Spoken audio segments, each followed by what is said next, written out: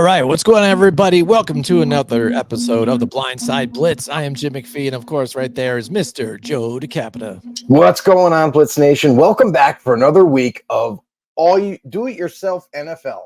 That's right.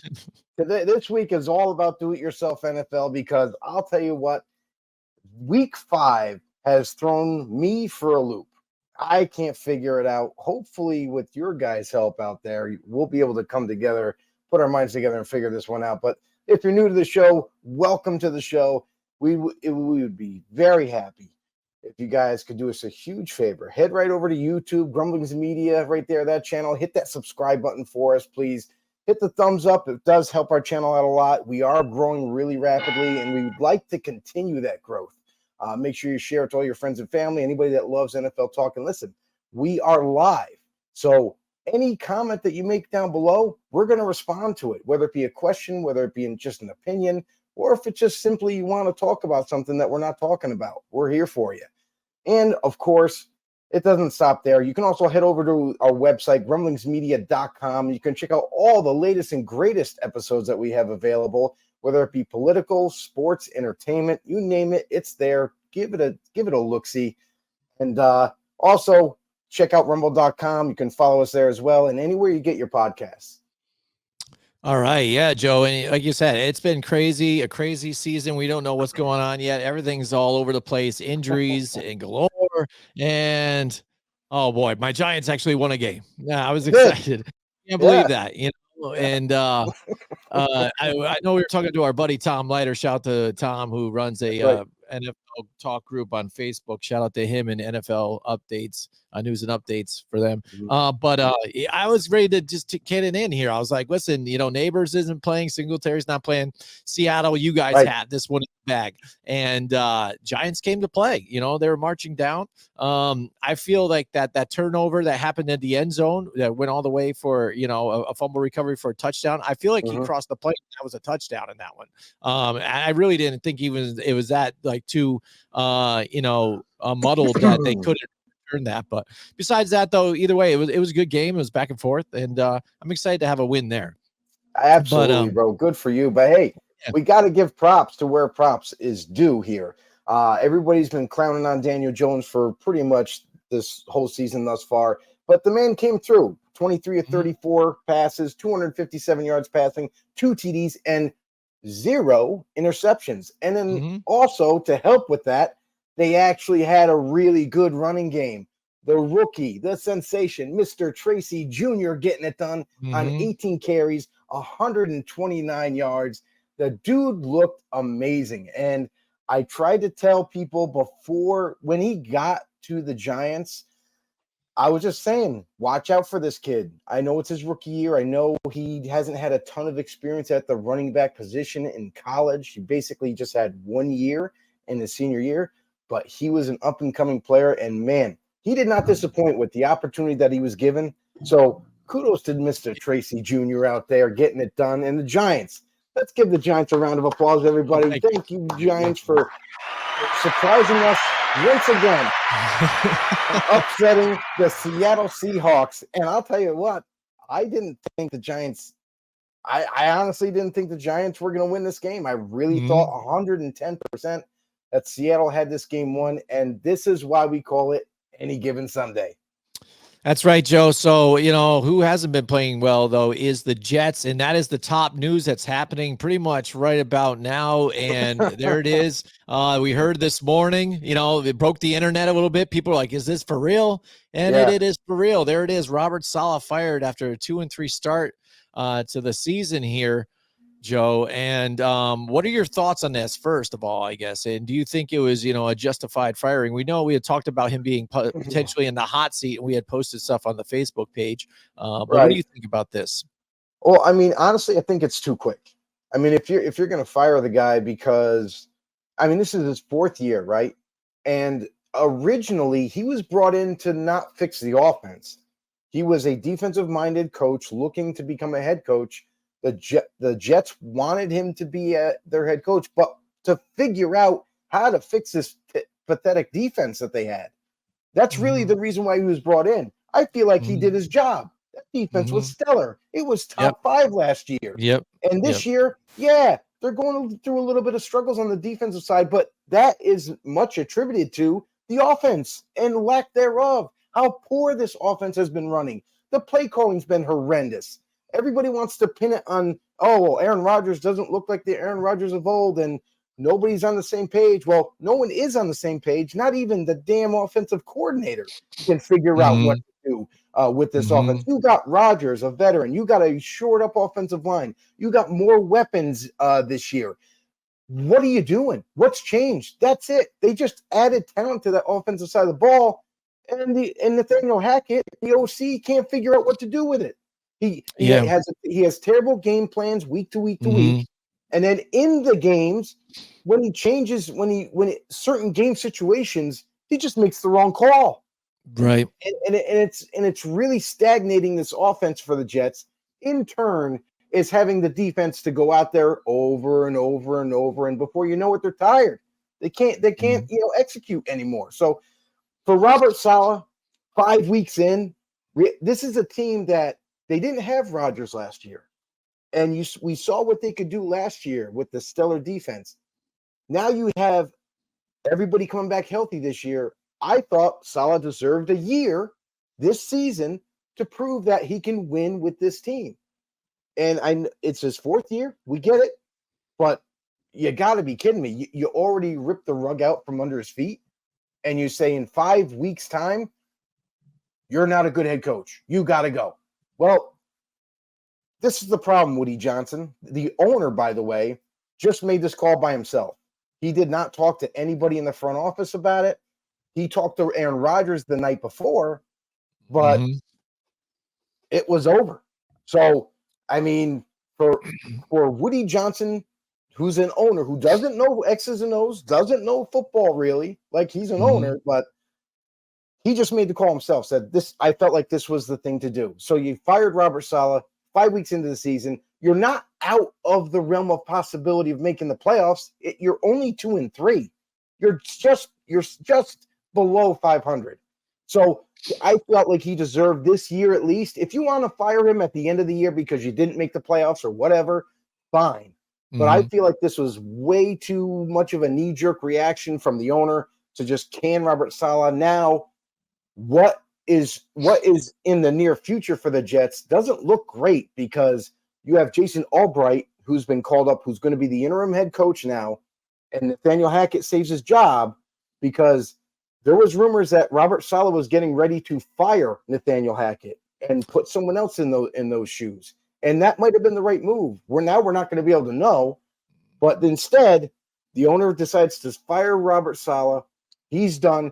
From all accounts, Robert says that he's not going to be looking for another job until 2025. He's going to take it easy and just relax, because he's got to be, not only was he flat out shocked, but he has got to be super pissed that he wasn't given the opportunity to coach it out the rest of the year and see what happens going forward.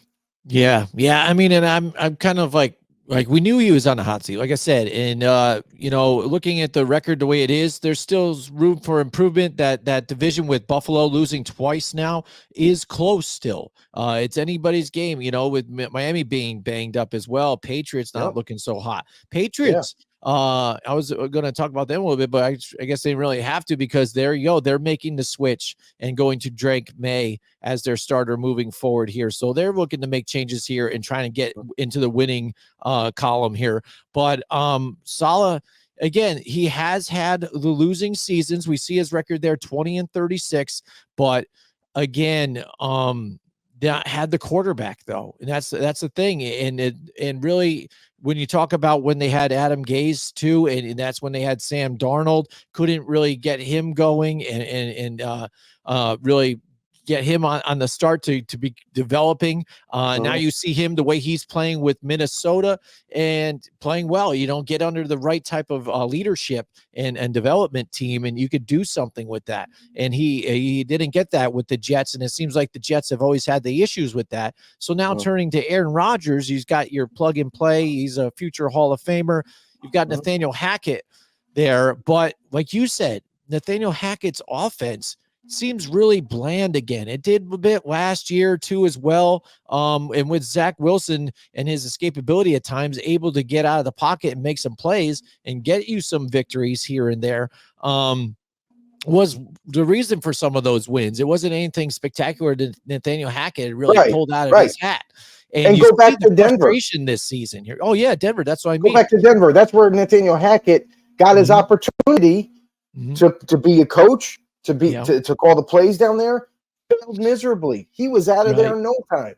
Right. So what gives you confidence there for the Jets to bring him in as the OC? Really? Right. Yeah, and I know they want to say, you know, there's probably ripples here between Robert Saleh and Aaron Rodgers and things like that. I don't know about that so much, and I know that like people had said, "Hey, listen, if you were going to let go Nathaniel Hackett, then you're losing Aaron Rodgers," and I don't think that's the case either. You know, he might have been fairly tight or whatever with him, but I mean, it's an offensive coordinator. I don't think they're best buddies. They don't go out fishing together, things like that. Denver, like you bring up Denver Broncos, they brought him in there as the head coach to entice to bring Aaron Rodgers in, and he said no. You know, he wasn't going to go there. You know what I mean? He stayed with Green Bay. And then, you know, eventually now he went to the Jets because I thought he saw the weapons they had. They had a good defense. It was the right type of setup for him. Nathaniel Hackett, I don't think, is the key to Aaron Rodgers being there or being good. And that's the thing. And like you said, you did hear that in the meeting this morning that he did actually turn over the hands of play calling, pulled it away from Nathaniel Hackett. He gave that job away to a different coach, and it said Nathaniel Hackett's no longer calling the plays. And like you said, so that leads to possibly he's going to be going down the road to potentially be fired. I don't think exactly that was the reason why all of a sudden Woody Johnson pulled him in. Was like, listen, I just heard that you were going to pull him from play calling. That's it. You're out of here. I don't think that was the issue. Especially the way Woody Johnson kind of brings it up. He kind of says, hey, listen, we needed to go in a different direction. You know, I think this other, you know, guys got the you know, locker room behind him and things like that and something. But I'm in agreement with you. I mean, if you need to make the case to change some things, you obviously see the problem is glaring at you right in the face, and it is the offense. It certainly is the defense. You know what I mean? The defense, a top 5, top 2 defense still this season, and this offense could not get it going at all. And that is obviously is the issue, not scoring. And so I don't understand it either. I understand, you know, not having a winning record, but look at what he had to deal with within that. And then at the same time, like you said, also having top 10 ranked defenses. He just needed to find the right offensive coordinator to help lead this team. And Nathaniel Hackett isn't it. And I think from here on, and Woody Johnson's kind of said it, you know, that I think more heads are going to roll as they make changes if this team keeps losing, which I think they will lose this week. I mean, bottom line, here's what the deal is. The Jets, they've, for the last, I don't know, I mean, I can even remember when the Jets were good last. The millennia. You know what I mean? So, like, my thing with the Jets is that they continue to make bad decisions as an organization. And this is no exception right here. You move on from your head coach, which it's not like you went 0-5. Like, let's just say, like, you didn't have such a bad start to where you're like, well, this is definitely not going the way we thought. We can't take this anymore. We got to make a change. So I might be able to understand that more if they were 0-5 and you're like, well, someone's got to go. We got to point the blame on somebody. So let's just blame Robert Saleh. That makes a little bit more sense. But I mean, for you to fire him now, and there was even stories out there saying, oh, well, he lost the locker room. You know, the offensive players and defensive players, they don't see eye to eye. They're not on board with Saleh anymore. That was all bullshit. That's just media-driven BS. And all the players had his back. He had the locker room locked up. Like, this was a shock to everybody. Even Rodgers with the phone call with Woody Johnson the night before. It's not Rodgers' call to say, hey, you should probably keep him. Like, this is the owner you're talking to. He's not going to tell him what to do. So it's like, oh, this is your team. You're running it. That's the decision he came to. All right. Well, thanks for letting me know. But that's got to be a shock to Rodgers too. Like now the leadership of this team has taken a big turn. So obviously the players are professionals. They're going to rally with each other. They're going to rally behind Jason Albright as being the interim coach. They're going to try to make the best out of the rest of the season. But this doesn't change anything. Like if Woody Johnson thought somehow firing a defensive-minded coach is going to all of a sudden change the offensive woes of the Jets for the foreseeing future of the season, like, what kind of logic is that? So, I mean, Right. if you're Woody Johnson, dude, do it. The best way to handle it as an owner is if you don't have football experience and you should not be part of these critical decisions like this on your own. You need to talk to people that actually know football, actually know like what may be the right response than to just fire your head coach. You're only 2-3. To me, I was absolutely shocked when I heard this news. I could not even believe it. I thought it was fake. I thought, oh, this is just like a troll thing. This is just fake news. Everyone's kind of spreading it. No. Then all of a sudden, Adam Schefter reported it. Ian Rappaport reported it. All the major networks started reporting it like wildfire. So I honestly completely disagree with this decision. And I think that this might even hurt the Jets more going forward.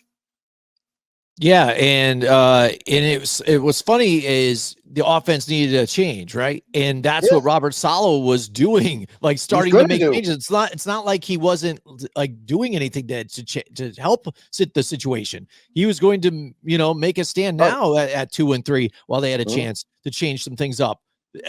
He looked at the problem and tried to fix it, and he gets let go after it's all said and done. So I think he will find another job somewhere else shortly. Next year. Oh, yeah, definitely. Next year. Honestly, if I was a team right now, I know what he said. He said he was going to take the rest of the year off, but I would still call him up and say, hey, we're interested in bringing you in. Maybe as just a DC, maybe even something more next year, but at least, kind of whisper in his ear a little bit to get the ball rolling. Right. I've got already a team in mind. I think that's going to fit perfectly. And I'll get to that in just a second. But right now we've got Back to the Stone Age. What's going on, Stone Age? Us here tonight. Here he goes. Says, yo, make it make sense. I gotta get to the comment again. There he goes. Make it make sense. The offense sucks and the defense is awesome. So they fired Saleh, deserved, and replaced him with a DC Albright. He goes, should have hired Hackett. The worst OC in the NFL as well. Get rid of team cancer, Aaron Rodgers next. So he's got a few different situations here that he's bringing up, which, again, they're not going to get rid of Aaron Rodgers. He's here for this long run, and this is the whole reason least for this year. They have all this. Yeah, and that's the reason at least for this why year. They do that, because, again, they feel like they can get somewhere. They're just not on the same page, and he's feeling the same way we are. We know that Robert Saleh, hasn't done the best as a record here, but like you said, he's a defensive-minded coach. The defense is awesome. Without Hassan Reddick that has even showed up, right. I mean? And then the other part of it all is the fact that he has been a decent head coach making decisions. Like he's not the worst guy out there, and people are treating, or at least Woody Johnson is treating him as such. Like he just makes tons of bad decisions. We're not going anywhere. We're not destroying or dominating teams like I thought we were going to. So I just think that this was it just doesn't make sense. Just like Stone Age just said, like make it make sense. It doesn't. It doesn't. And the fact that you're also, by making this kind of big decision now, what's going to happen after this year with Rodgers? What's going to happen now with this coaching staff? Because if it continues to struggle, everybody's getting fired anyway. And you're going to have to start all over again with a new coaching regime, and you're gonna most likely, if that happens, you're gonna lose Rodgers. He's not gonna want to play anymore. He may retire. It's a possibility. He may want to go play somewhere else. And now that team is right back to where it started, not having a quarterback, losing players, and have to rebuild all over again. So I I hope for Jets fans' sake out there, it doesn't get that bad, but it's not looking good. Yeah, and then how much is that? Then the issue fall and the problem fall on Douglas here, the GM. I mean, it's again the issue has been quarterback and things like that. You get Aaron Rodgers now, so that should solve your issue. You don't have to breed anybody in here and get them going. You know what I mean? And here you go. You've got a Hall of Famer quarterback to fix your problems, and you guys still can't get it done. It's because your GM has not been able to draft a quarterback. Yeah, and that's the thing too. Is they had a quarterback. I don't know. Sam Darnold looks pretty darn good right now, doesn't he, guys? You know, if he had a little support when he was with the Jets and you built around him, who knows? We might be talking about Sam Darnold as one of the best quarterbacks right now as a Jet, but that didn't happen. They decided to move on from him. Zach Wilson. Zach Wilson was a difficult developmental quarterback because he kind of like Daniel Jones, where he would make some great plays, then he would make some bonehead ones. And then also with the injuries that he kept getting, that kind of deterred them from going with him. So it's like they've had opportunities to kind of latch onto a quarterback, build around him, but they just didn't do it the right way. And for the last, 2 years, I feel like Joe Douglas did a really good job. And don't get me wrong, I couldn't stand Joe Douglas. I was calling for his head 3 years ago and saying he's not worth the GM, position. He needs to go. He's not making the right moves, not drafting well. He trades away all his first rounders. But now I give him kudos. The last 2 years, he's done a good job of bringing in free agents. He's done a good job drafting. And now you have Rodgers there. Don't waste it. And it seems like, at least initially right now with this decision, it seems like this might end up going down a bad turn here. All right, we've got Mike Tackett in the house with us tonight too. What's going on, Mike? Mike says Aaron Rodgers has as many conference championships as Rex Grossman. A-Rod isn't on that LeBron level or Tom Brady level. He needs to be a better teammate and avoid drama for once. Well, I mean, let's face it. Rodgers is a Hall of Famer. Like he's not Rex Grossman. Like he might have as many conference championships as Rex, but here's the thing. He's a 10 times better quarterback than him. It's not even close. Now, you can go back and say, well, Rodgers, like he had a really good team around him. And of course, but he's also really good. We've already seen him play extremely well. So it's not like, but now we're talking about Rodgers being like, now he's older. Now he's like kind of in that age bracket to where you never know. Maybe he decides after this year, call quits regardless of what happens because he's had enough. And then also you got to worry about the dip in production. And part of that is we named it back in training camp when he had 2 weeks off and he was on vacation. He wasn't like working out outside of the facility. No, he's on vacation for a couple of weeks instead of working with the team at training camp, getting better chemistry with the receivers, teaching the receivers like, hey, in this type of set, this is what I want to see from you. I want you to look for the back shoulder throw because that's my go-to. That's what I like to do with this type of coverage. But no, he wasn't there. So it's like, it's a shame on you towards Rodgers, but it's also a shame on you for the Jets offensively making those terrible calls. So it goes hand in hand. I feel like it's not just Rodgers to blame. It's the offensive coordinator to blame. A lot of it too, like maybe half of the blame. But all in all, it's right now, it's a mess. Offensively, they just can't figure it out. Right. And like I said, I think down the road, just more heads are going to roll here as we go week to week. Yeah, the more losses, right. Right. Also says, how many successful teams have there been with a toxic quarterback situation? Not many.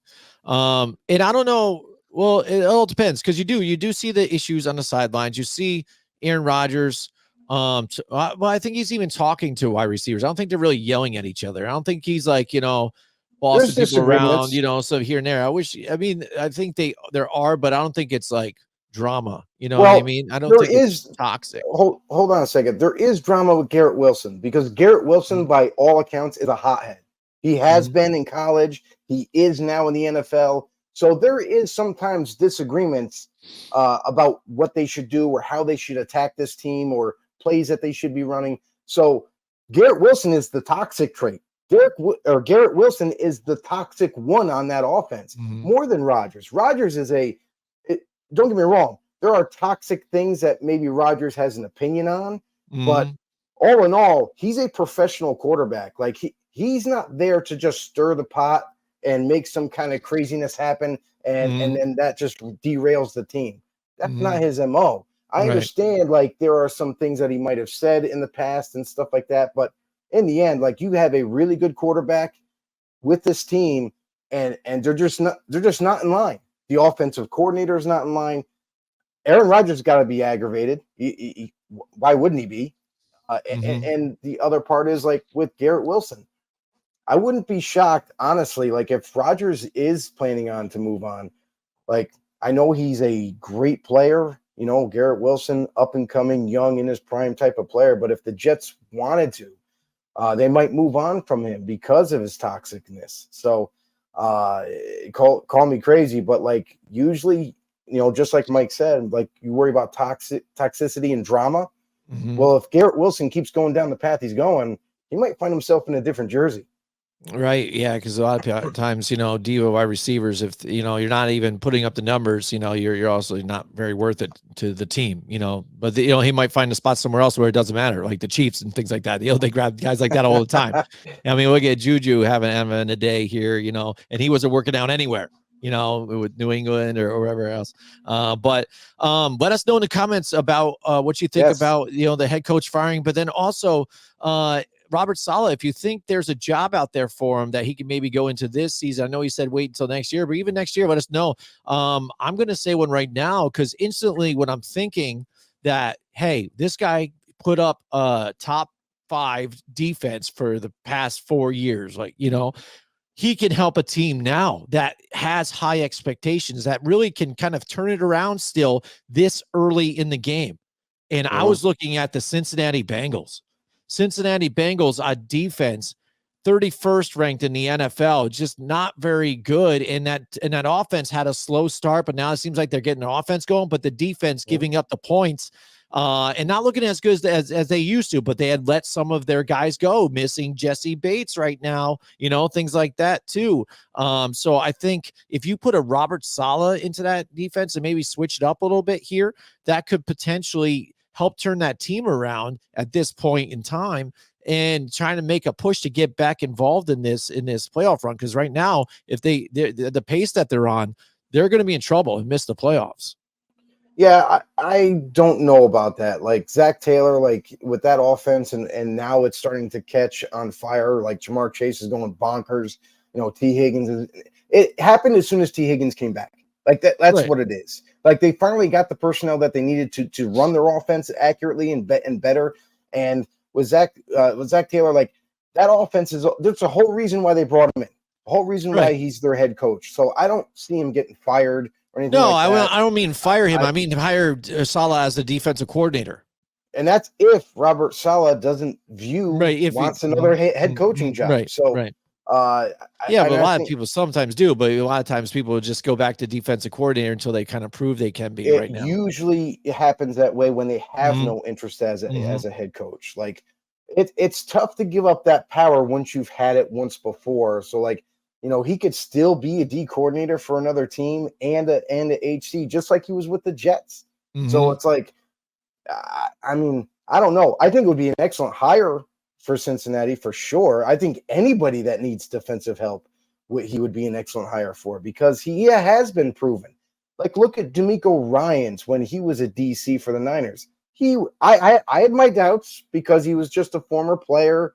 I was just like, I don't know, but he really showed out like as a D coordinator, and now he's showing out as a head coach and a defensive minded guy. So it happens. And Robert Saleh, whether he does take another head coaching job elsewhere, because we all know that seats are heating up right now. It's still early in the season, but now, you got coaches that are starting to look over their shoulder because like, hey, this is not panning out how I was hoping. Like Doug Peterson with Jacksonville. Yeah, Doug Peterson is the next hottest seat right now. Even now, newly signed head coach Antonio Pierce with the Raiders. There's a lot of people calling for his head. It's not players, This is all fan bases saying Yeah. this. So Yep. I know they don't matter really, but again, heat is heat. So Yep. it's one of these things where by the end of the season, we're going to have a better picture to see who's going to be pretty much out as a head coach, and we'll definitely revisit that.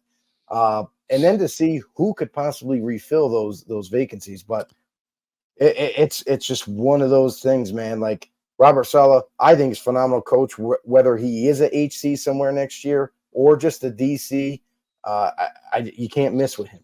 Right, right. Yeah, and that's the thing too, is like we're gonna weigh out this season, see how far, Jeff Albright can bring this team, is see if the team does rally around him, and if he really is that locker room guy, this team's gonna follow behind him. But that offense is really truly have to get better. And then at the end of the season, if it ends up being, a wash, they're not very good.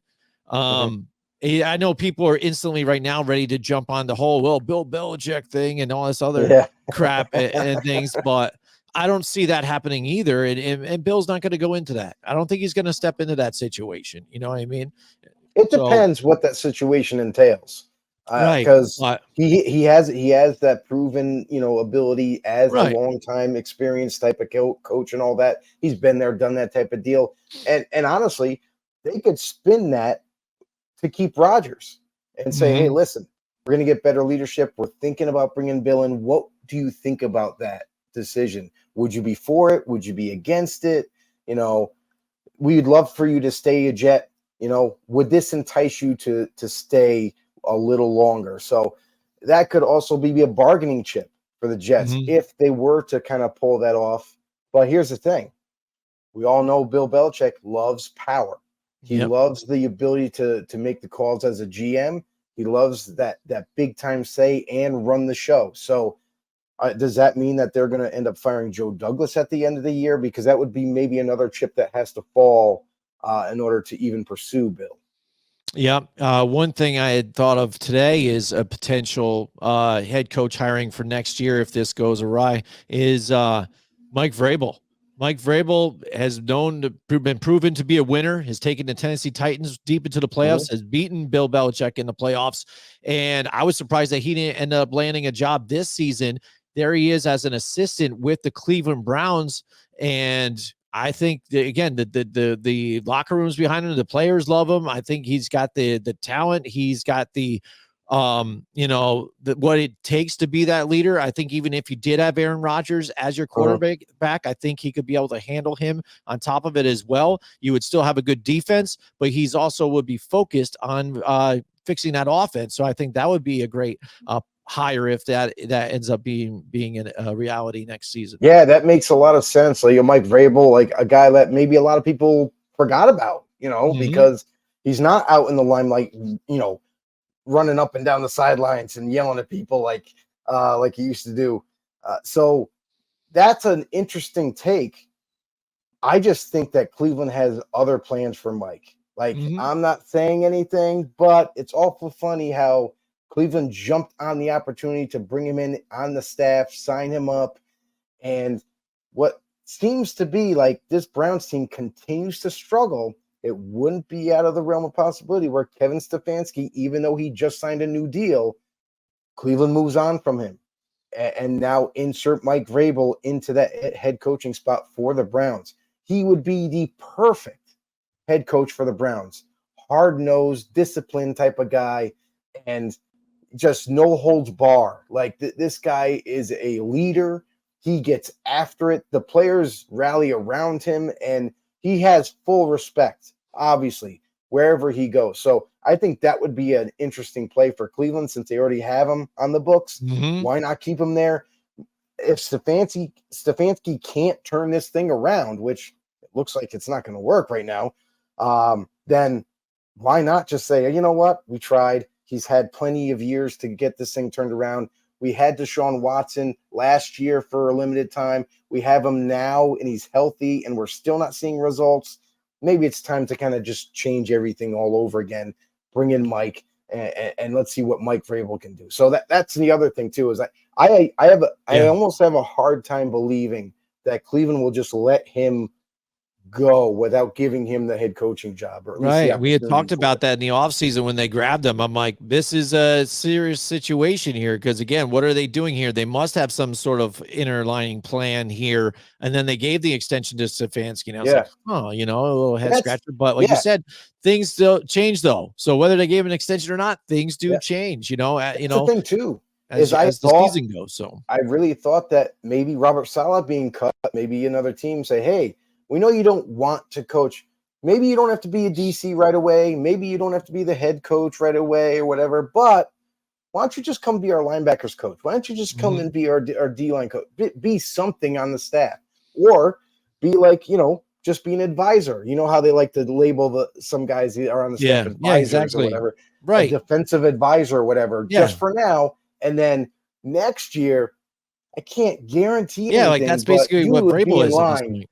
You would be in line Mhm. seriously for a really major promotion. So that might entice Robert Saleh. Be like, you know what? I know I said I was going to sit out, but maybe I just join a staff, just take a chill the rest of the year. No pressure on me. Yeah. I'm not the D No pressure. coordinator. I'm not the Mhm. head coach. So maybe a team could entice him to at least hop on the staff. Yep, absolutely. So there you go. Robert Saleh out, and we'll see what happens with the Jets. They've got a long road to go to get this offense going. So I'm interested to see what transpires after this. And now I think the clock is ticking on Nathaniel Hackett. It's got to be all eyes on him right now. And like you said, also Doug Peterson, other hot seats out there. We'll follow that closely in the weeks ahead. And without that win, I tell you what, if they did not win this week, Doug Peterson's probably being let go today as well, if not, yesterday. Yeah. So Yeah, I could see that. I mean, mhm, I think there was even rumors of his seat heating up mhm, really hot this past week because mhm. and I think you noticed something too, like the team, the Jaguars, they played really hard from the beginning to the end of that game. And I think they were a little concerned that if they lost again, that now Doug Peterson is gone, they're going to have to start all over again with the coaching thing. Now, that doesn't mean that it still can't happen because they are one of those teams that are struggling offensively, and the defense it has shown flashes, but again, still hasn't put it all together either. So, team that's continuing to struggle. Let's see if they kind of maybe turn the corner a little bit now for Doug Peterson's sake. But another team that is still struggling and might lead to another firing as well. All right. So let's bring it on into the San Francisco 49ers now, a team that we kind of saw being a leader, in this season here. We had also talked about when we looked at Vegas's, I think, records here. We were going to do over under and things, and we were saying, hey, 11, that seems really reachable in this one, what they did last season. But they've had injuries. We see that too. But the team is still so talented around that they should have been able to win some of these games, especially the one against the Rams that they blew a double-digit lead.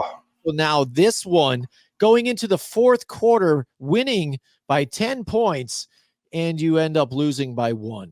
Yeah, they And had that lead. you They cannot had the lead. They gave it up. like that and letting it give up and turnovers. And Shanahan had brought it up too when he was asked about this. There's a quote there. That again, you go into the game plan. Obviously, you're like, hey, whoever wins the turnover battles is going to win the game and things. And it looked like ahead of time, in that game last week, they got the turnover right away, score out of it. It was going good for them. But it goes to show you too, and Kyle Shanahan has shown this in the past in giving up leads. This is why they haven't won a Super Bowl, Joe. We've talked about this.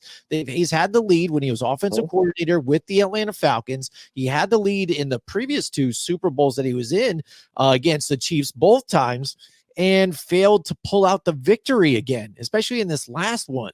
And now when you don't have the weapons in there because of injuries, Christian McCaffrey, things like that, to help get you back in it, it's more difficult, but we've seen this time and time again with this team. And now he's frustrated with everybody, understands that he cannot keep going like this and that they expected more out of this season and they've got to kind of turn it around here. But luckily for them, in their division, Nobody's really stretching their legs out here. So it's a tight division still here. And they're to take the playoff run, it is still reachable.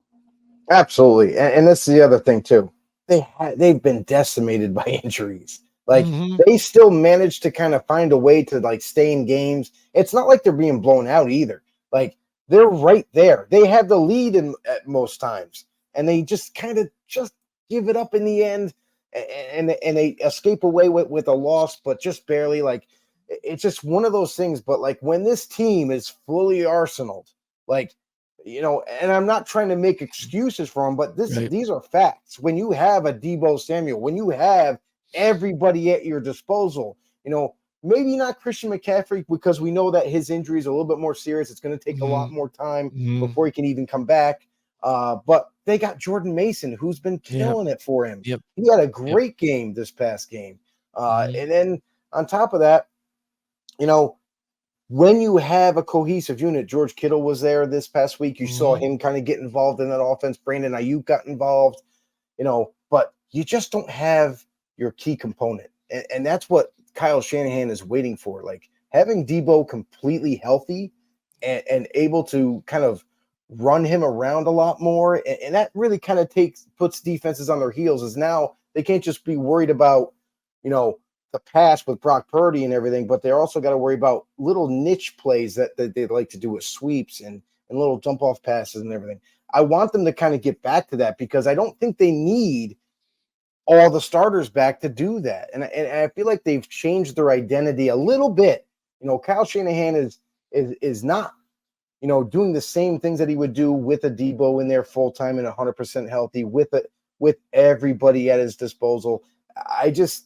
It's just one of these things where, like, I feel like he gets in his head sometimes and kind of gets a little, not confused, but just kind of like, just not having the same, just not letting the game flow to him.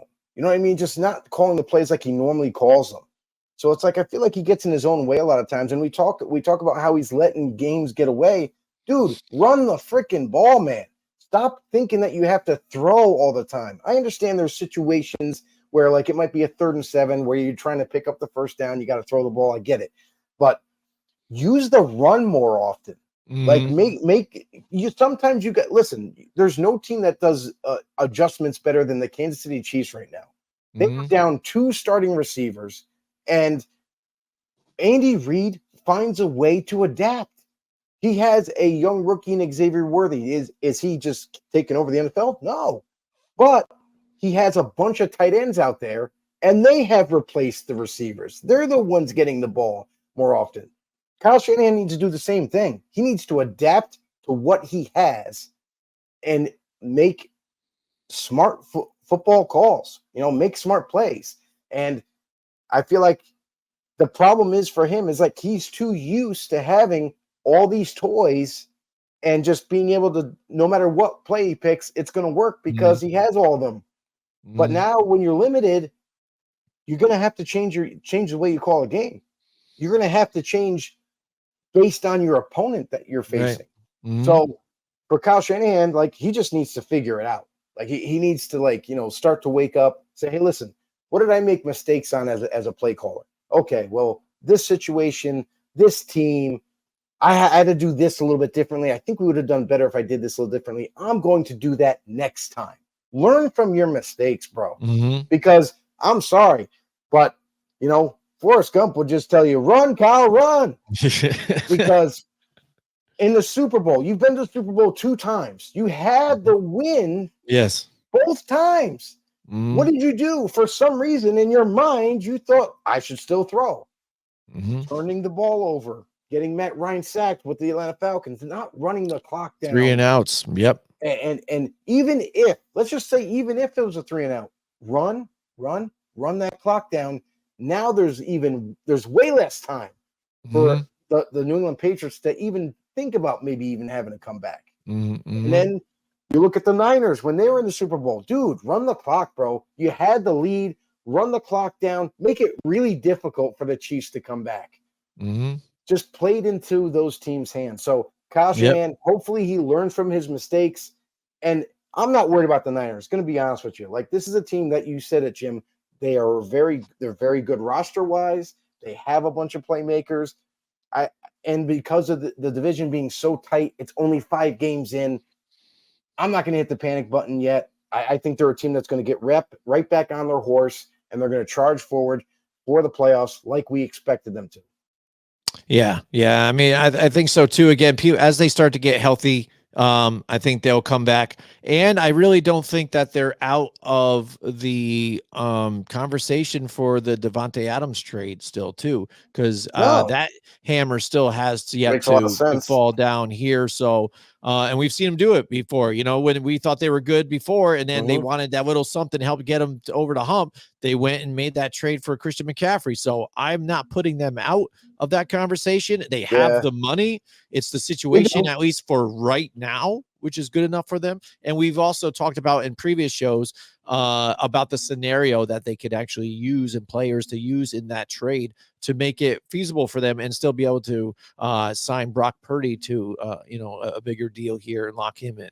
Yeah. And that's the other thing too, is like, here's what, with the whole Devontae Adams thing, obviously they're a team that could do it. They have the money. Like you said, they definitely have, they could give up the capital for him. That's not even a worry because they're pushing for the Super Bowl. That's their goal. Anything less than that is a failure to them. So that's not important right now. They're not building a team. They're pushing for that chip. So the one thing that I'll say is I was thinking about it is like with the emergence of Juwan Jennings, it makes it probably not likely now because he, given the opportunity, balled the hell out.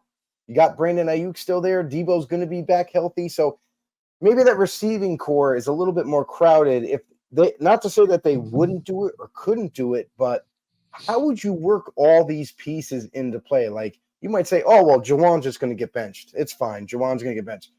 Well, you don't want to lose him in the future. He's a young up and coming player. Freaking Devontae Adams is 32, going to be 33 on Christmas. So, I mean, he's not getting any younger. If anything, you have him for this year, reevaluate. You got to do something with that contract to so it's not like a heavy burden next year. But what does that mean? Are you just going to have him for just this year, then move on from him? Or that's the thing that kind of clouds it up for me is the fact that I really don't think, now that I think about it, it's not that they won't do it or can't do it. It's more like, is it really worth it at this point? I know it's exciting to get Devontae Adams in your jersey and it'll be freaking awesome, right? But is it really likely? Like that's the thing. I'm pulling back a little bit more now that I think about the Niners and what their current situation is. And you mentioned, Jim, the key thing is, yes, they have a lot of money, but maybe they're waiting, holding on to that money to give Brock Purdy. So, we'll have to wait and see.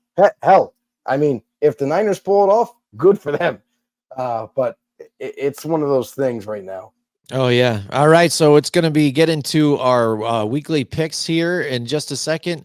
Joe, why don't you tell everybody where they can find more shows of us, you know, here, whether it be on your audio podcast or video, and others like us from Grumblings Media. Yeah, guys, listen, head over to our website, grumblingsmedia.com. There you're going to find a whole bunch of podcasts, all different shapes and sizes for you. Sports, entertainment, political, you name it, it's there. You can check out also articles on grumblingsmedia.com and head over to the YouTube channel for us because we are growing fast. We want to keep growing fast. We want to reach enormous amounts of people and subscribers out there. So help us by going over to YouTube, Grumblings Media, on that channel. Make sure you hit that subscribe button while you're there. And if you would be so kind, make sure you hit the thumbs up for us too. It does go a long way. It lets YouTube know, the algorithm, like, hey, these guys they're rocking it. So let's continue to hit those thumbs up. Share the video to all your family and friends. And also check us out on rumble.com and anywhere you get your podcasts. Yeah, definitely. And I posed a question out there for everybody. What is the best division in the league out there, and what is the worst out there too as well? So let us know in the comments too of what you think so far in the league. What's the best division? What's the worst? Right now for me, when I was gauging it and I'm looking at points scored against and points you know, driven towards people. You got to look at the NFC North right now. The way now the Chicago's starting to come back into this thing. Minnesota just trouncing people. So for me, and you look at the points differential too for everything, that division with even with Green Bay, even though they're not exactly they're still competitive and they're still a good team, and so I'd say that division is the best division in the league currently right now, with a couple of more that are arguable right now. I think with the emergence of the Washington Commanders and now Giants, perhaps if they can get a couple together, with the Cowboys can string a few more together, that potentially could be a pretty good division here. And then when I look at the worst division, I know, and I'm looking at points scored and given up. The AFC West is not very good. I mean, and even with the Kansas City Chiefs being 5-0, they're one of those. If you want to talk about contender, pretender, fool's gold is perfect. A perfect description for that. I think they're pretenders at this point. I mean, they still find a way to win somehow, and that's the thing. That's a head scratcher for a lot of people, and an annoyance, and where I think a lot of people lead to pointing fingers at them and the referees. But the proof is there though too. They're not really playing well, not putting up points. They're getting scored on. Patrick Mahomes doesn't look very good. Travis Kelce not putting up great numbers, and then you get to the Chargers, your Raiders. So altogether, and now the Broncos are still starting to come along here, but for them, it's really a low scoring, except for last week. They ended up putting up over 20 points for the first time in a while.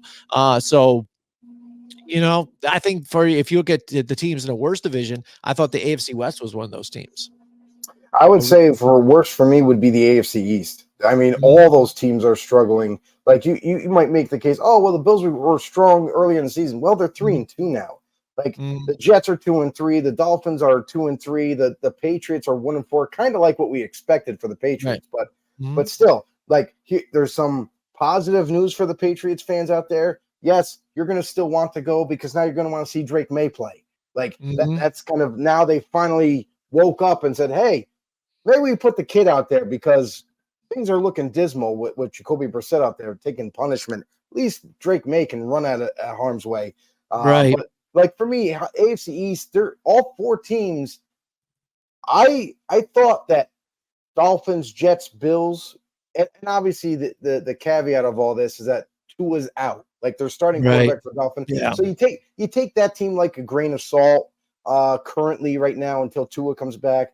But the Jets and Bills, used to be run away from everybody early in the season and just kind of take over the division. They're not doing that. This is so close. The Jets are right there. The Dolphins were still right there, which is surprising because they don't have Tua. So when he comes back, I got nothing to think but other than that offense is going to just be so much better and take over teams. So to me right now, currently, I would say the AFC East is the weakest for me. And then I would have to kind of agree as far as the NFC goes. As strongest division is easily that NFC North. Like you have the Bears, which I think we talk about the Chiefs being fool's gold. To me, the Bears are fool's gold. They're 3-2, but they're lucky to be 3-2. Their defense is really good, but their offense has been struggling until last week. Caleb, got to give him credit. Caleb Williams had a phenomenal game, but it wasn't against a great opponent. So, take that like a grain of salt. And then the Packers, obviously missing Jordan Love, hurt them immensely, and it should have. But look for the Green Bay Packers to get right back in this race now that Love is healthy. They got some other guys healthy. Lions, we all know how good they are, and Vikings, they are surprising a lot of people. Not really us, though. Kind of foresaw this coming. All right, so here we go, Joe. Let's get to our week 6 picks now. The competition, we don't have a competition on this show, but the picks, we're not looking so hot this year, but this year has been one for the record books, I think, and the way these teams have been. So we're just going to roll with it here. So it's getting to Thursday night's game. It's the San Francisco 49ers and the Seattle Seahawks here. San Francisco looking to right the ship. Seattle. And I'm watching that game. I was, you talk about diva wide receivers or even wide receivers that are used to getting the ball or even getting older, stuck in a situation here.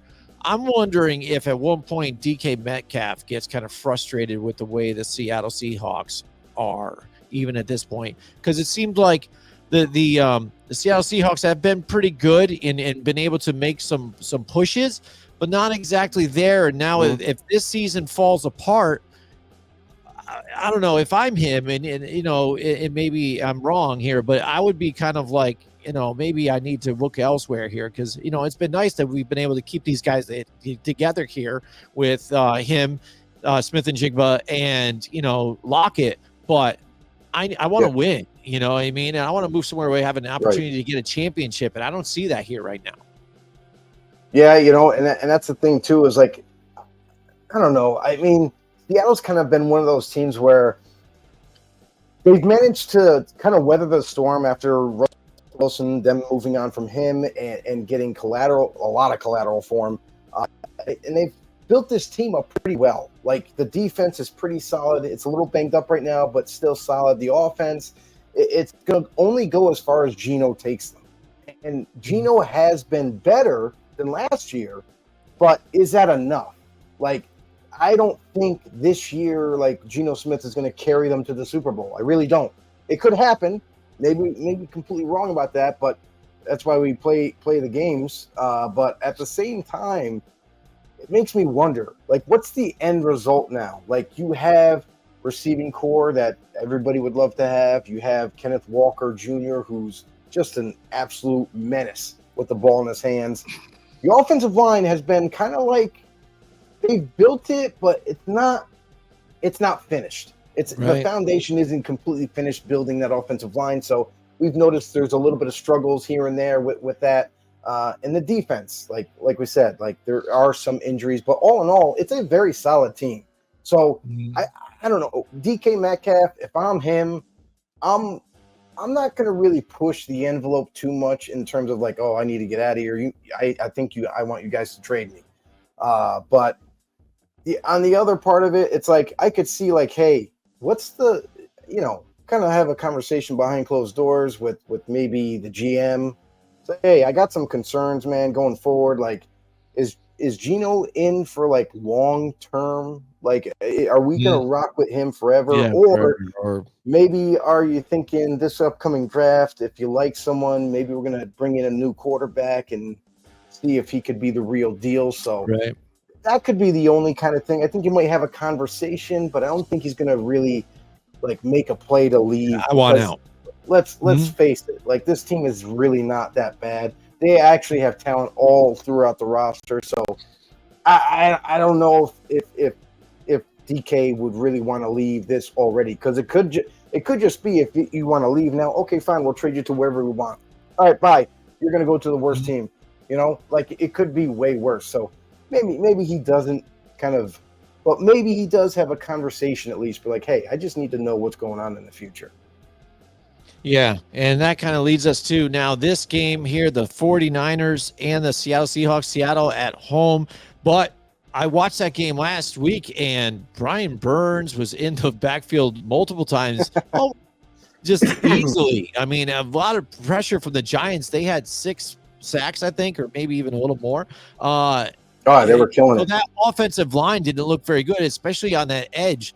And, now they meet this 49ers, and if Nick Bosa's on that edge here too, I think he's getting in there all day long. So I think that's going to be an issue here for Seattle and Geno Smith. So I think this is a good rivalry game. I think it could potentially be close, but this is the game that the San Francisco 49ers need to pull out a win. They need to do it convincingly and not give up any kind of lead here, and to keep up in this division again. And the best way to get back in here when you do have a losing record is beat the teams in your division and win. So I like the 49ers in this one, in this rivalry game.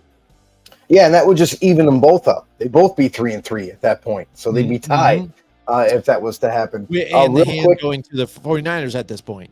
Yeah, real quick they for would have DK to. Metcalf, Mhm. little update on his contract situation. Like next year is his last year of his Oh, deal. so He's due 18 million next year because he's mhm, been paid so low. They backloaded everything to like the last season. So mhm. 18 million is what he's due next year. It would be very wise for the Seattle Seahawks to not let this contract negotiation period go to waste and don't wait. Don't wait till next year to kind of work out a deal. You need this dude in your arsenal. You need to keep him because he's a very important part of your offense. And why risk losing him? Because just like you mentioned, Jim, maybe he has that conversation about possibly leaving. Well, it might not have to have too much of a conversation because his contract ends after next season in Mhm, 2025. So mhm. they're gonna have to work on something here. And if they don't, then maybe he does look to kind of like say, "Hey, I want to test free agency." But here's the thing: the teams have the luxury of placing that franchise tag on him and holding on to him for another year. If they want to pay that kind of big number for one season, that'll be up to Seattle. But uh, just want to kind of like update everybody on Oh, that's that good for because DK that could Metcalf. be a talking point down the road here too, as we get closer to what this team looks like at the end of the Yeah, season and things like that. So that's something yeah, we but will definitely keep this a finger is on the pulse. this is a team where, like, for DK Metcalf, who knows? Maybe he does want out. Maybe he doesn't want to work with Geno Smith anymore. But Mhm. again, we'll have to wait and see how that all shakes out.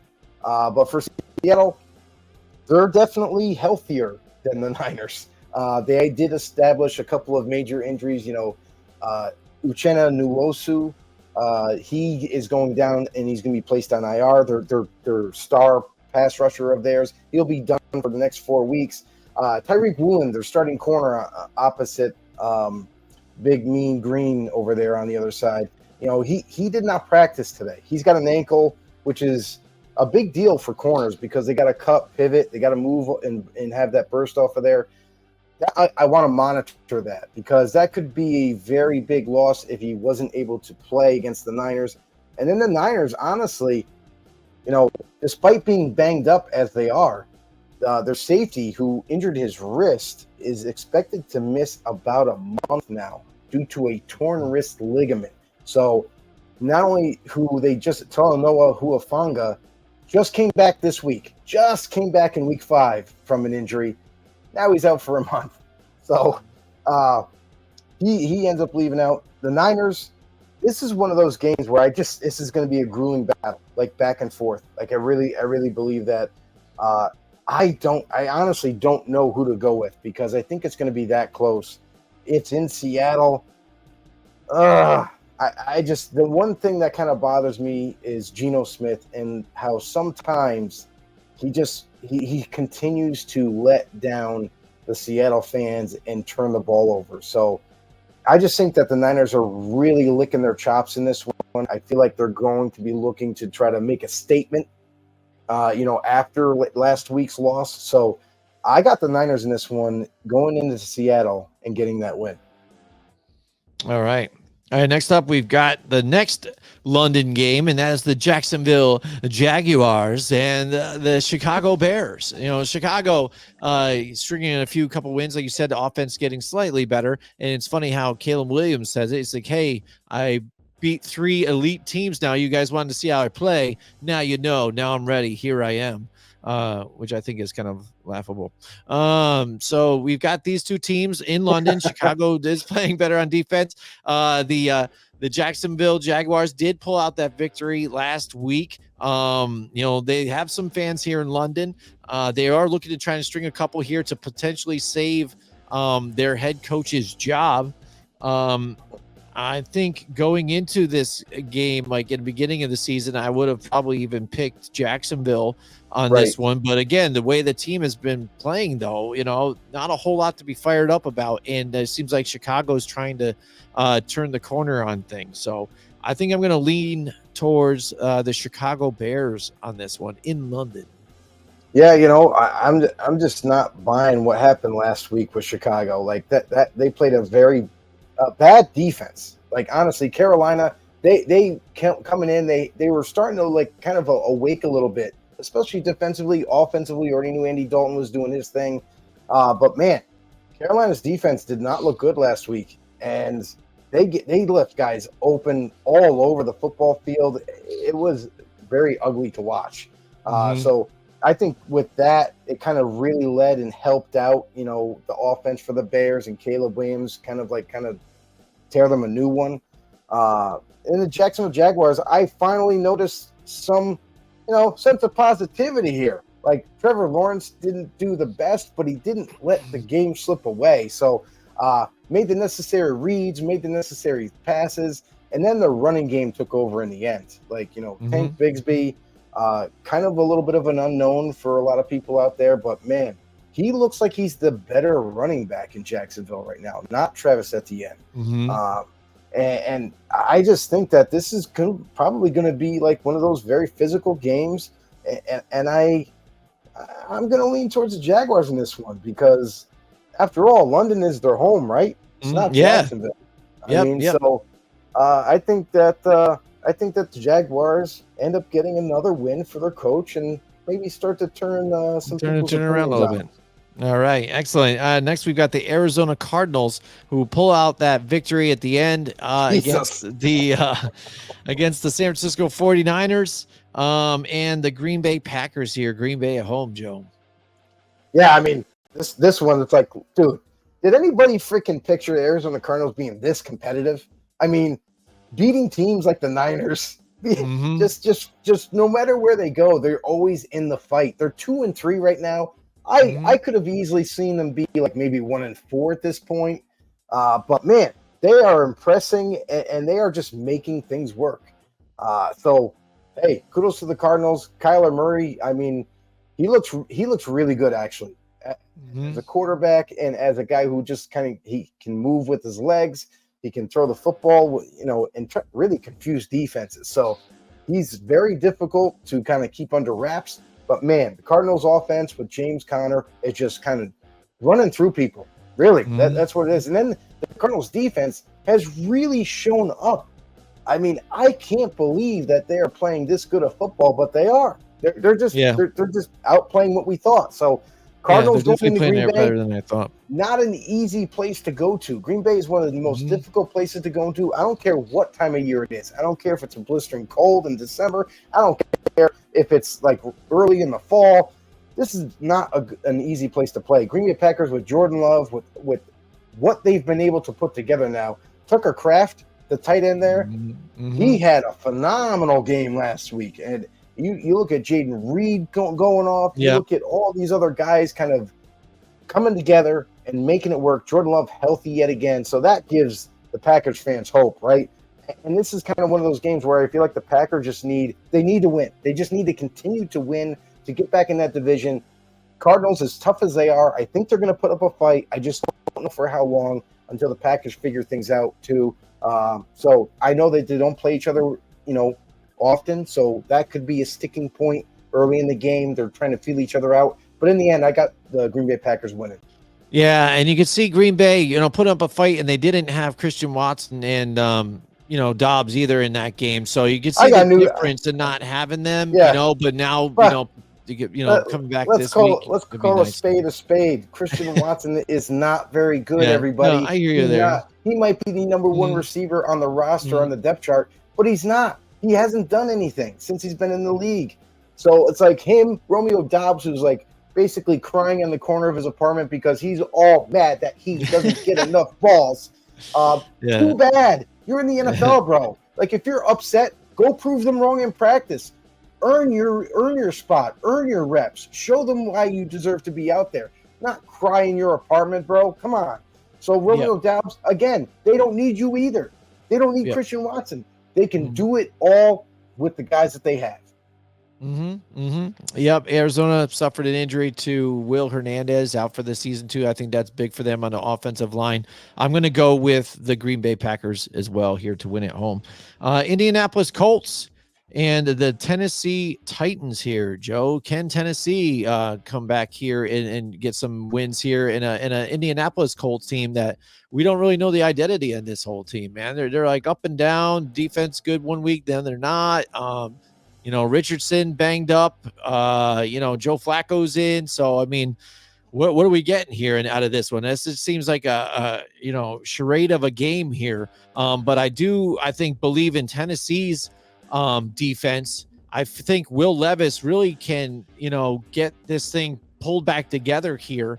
I think they really need to get the run game going though too. I mean, there's a reason they grabbed Tony Pollard here to help run the ball and get it there when they were missing, Derrick Henry badly. So I think they need to stick to that and just eliminate the turnovers here. I mean, if they didn't have the dumb turnovers that he had, I mean, they're looking at a better record right now. They're in the positive. So I think they do play better at home too. Right. Tough defense. Will Levis limit the turnovers here. I'm going to go with the Tennessee Titans here to win at home.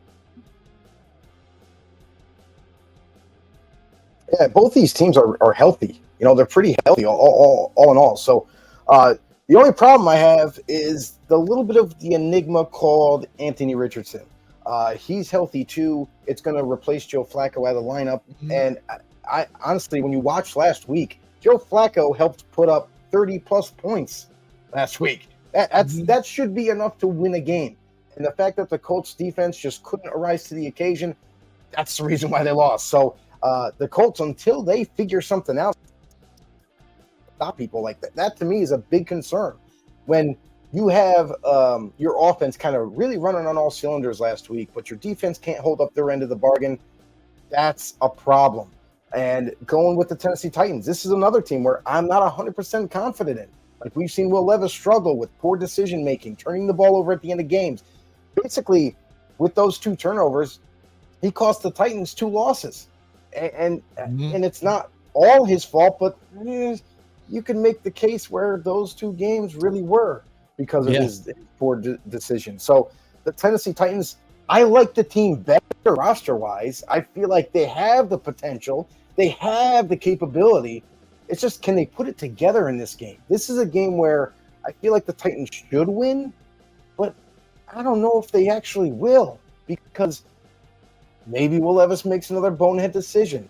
Maybe he turns the ball over late in the game. The defense kind of is a little banged up too for the Titans. Like, they're not on the injury report, but they're a little bit banged up, just like the Colts are. So both these teams in the division, they know each other well. So that's one thing. That's why I feel like this is going to be a very close game. But I think the only reason why I'm going to probably go with the Tennessee Titans in this one. Not very confident in the pick. Yep. Because it's always that we call him the enigma with Anthony Richardson, is because what are we going to get out of Richardson this week? Are we going to get a guy that's going to move the chains with his legs and then every once in a while have to make a throw and actually makes it? So that to me is the hang up for the Colts. They have Richardson. He's been playing really badly this whole season. So I'm going with the Titans in this one. All right, next up we got the Houston Texans and the New England Patriots. Drake May getting his first official start here for the Patriots. I feel bad for him because he's got to run right into the Houston Texans, who now seem like they have got their legs underneath them and moving forward. They take out the Buffalo Bills last week. And that was kind of the question for me too, because they have been in a couple tight ones here. And what, are these guys doing here? Are they going to be that team? And they kind of showed up last week here, so that they are, they can beat those tight games against these elite teams. And they are one of the toughest teams to beat in the NFL. So it is tough for New England. Like I said, they're here at 1-4 right now. It's going to be interesting for Drake May, see what he can do with this offense. I say Ramondre Stevenson, run the ball the best that they can here. And Drake May, I think he can make some plays, though. And that's what I'm looking at here out of this team that you knew you weren't getting out of Jacoby Brissett. So I'm going to be evaluating him throughout that game. I know who he's going to be facing, the Texans. So it's going to be tough here for him, but I'm excited to watch. Absolutely. And finally, the Patriots are making the right decision. Right. There's a reason why you took Drake May so early in the draft. You want him to be your future. I understand you didn't want to put him in harm's way right away because you really weren't sure how well this offensive line was going to respond. But they have been playing better. The only downside of it is the fact that they lost their Pro Bowl center, Mark Andrews. He's no longer going to be around for the rest of the season. Now, even saying that, you look at last week, the protection was still fairly okay. Like, it wasn't as bad as I thought it was going to be. So Patriots putting up one hell of a fight against the Dolphins, who's also struggling. It's almost like the Patriots didn't want to win that game. Yeah, That's right. really what it came down to. It was an ugly game to watch. I ended up watching like the last quarter of it, and man, I'm glad I didn't watch the whole thing. But the Texans going to New England, this is going to not only be a true test for Drake May to see, just don't make mistakes, don't turn the ball over, just do what's necessary. And I'm on the opposite side a little bit, Jim. On this is, I think the best course of action for Drake May and the New England Patriots offensively is not to just run the ball, because that's what the Texans are expecting. They're going to load the box because they're not afraid of Drake May yet. So they're going to load the box. They're going to try to make this team one-dimensional. I think they come out right away and do high percentage throws, just a couple, just to kind of take them on their heels, get them to back off, then implement the run, basically do the pass to set the run up instead of the run to the pass. So if they do that, I feel like the Patriots will actually have a legitimate shot to win this game. As good as the Texans are up and down the depth chart, as good as they've been playing, but then there's also a couple games where you're like, man, this is the same Texans team that we thought was going to win the division. Like, there's been that case too where they didn't look themselves. So could this be another game like that? It's possible, but that might make it closer than we think. But I with all that being said, I wouldn't be shocked, honestly, because Drake May gives them the ability of not just throwing the football and distributing it all over, but also the fact that he has legs. This kid, as big as he is, 6'5", 220 plus, he can actually run. So maybe he runs out of harm's way sometimes. Maybe he runs for the first down, keeps his drives going. So I think the Patriots have a shot. But again, it's only if they do the right game plan against the Texans. But I think that the Texans in the end will get the win. Right. I agree with you there too as well. We got the Tampa Bay Buccaneers and the New Orleans Saints. Tampa Bay let one slip right there with Atlanta. Yeah. What a game on Thursday night, man. That went right down to Awesome the wire. Game. Oh yeah, that was totally. Awesome. It was crazy. Going right into giving it up right at the end into overtime, and then Atlanta pulls out, gets the victory right away, just like that at the end. Amazing. What a game. And then that's the thing. We both had Tampa Bay, but it's tough. Dude, they had it. Momentum. They had it just like that. Yeah, they did. Dude, you gotta be kidding me, bro. They had it, and they let them off the hook. Like we like to say. So but man, very big disappointment taking that L from Atlanta. And this matchup would have been way better had they had Derek Carr. Seems like Derek Carr has an oblique injury. He's expected to miss multiple games. I don't know. There's no clarification yet how many that means. But they're saying that it's bad enough to keep him out a few weeks. So that sucks for the Saints. This team that is 2-3, again, one of those teams that are looking to try to get back into that divisional hunt, looking to push for the playoffs. And I'm sorry, but without your starting quarterback in Derek Carr, I don't care who you put in there. Put in the rookie, put in the backup. Like, I don't think it's going to be enough.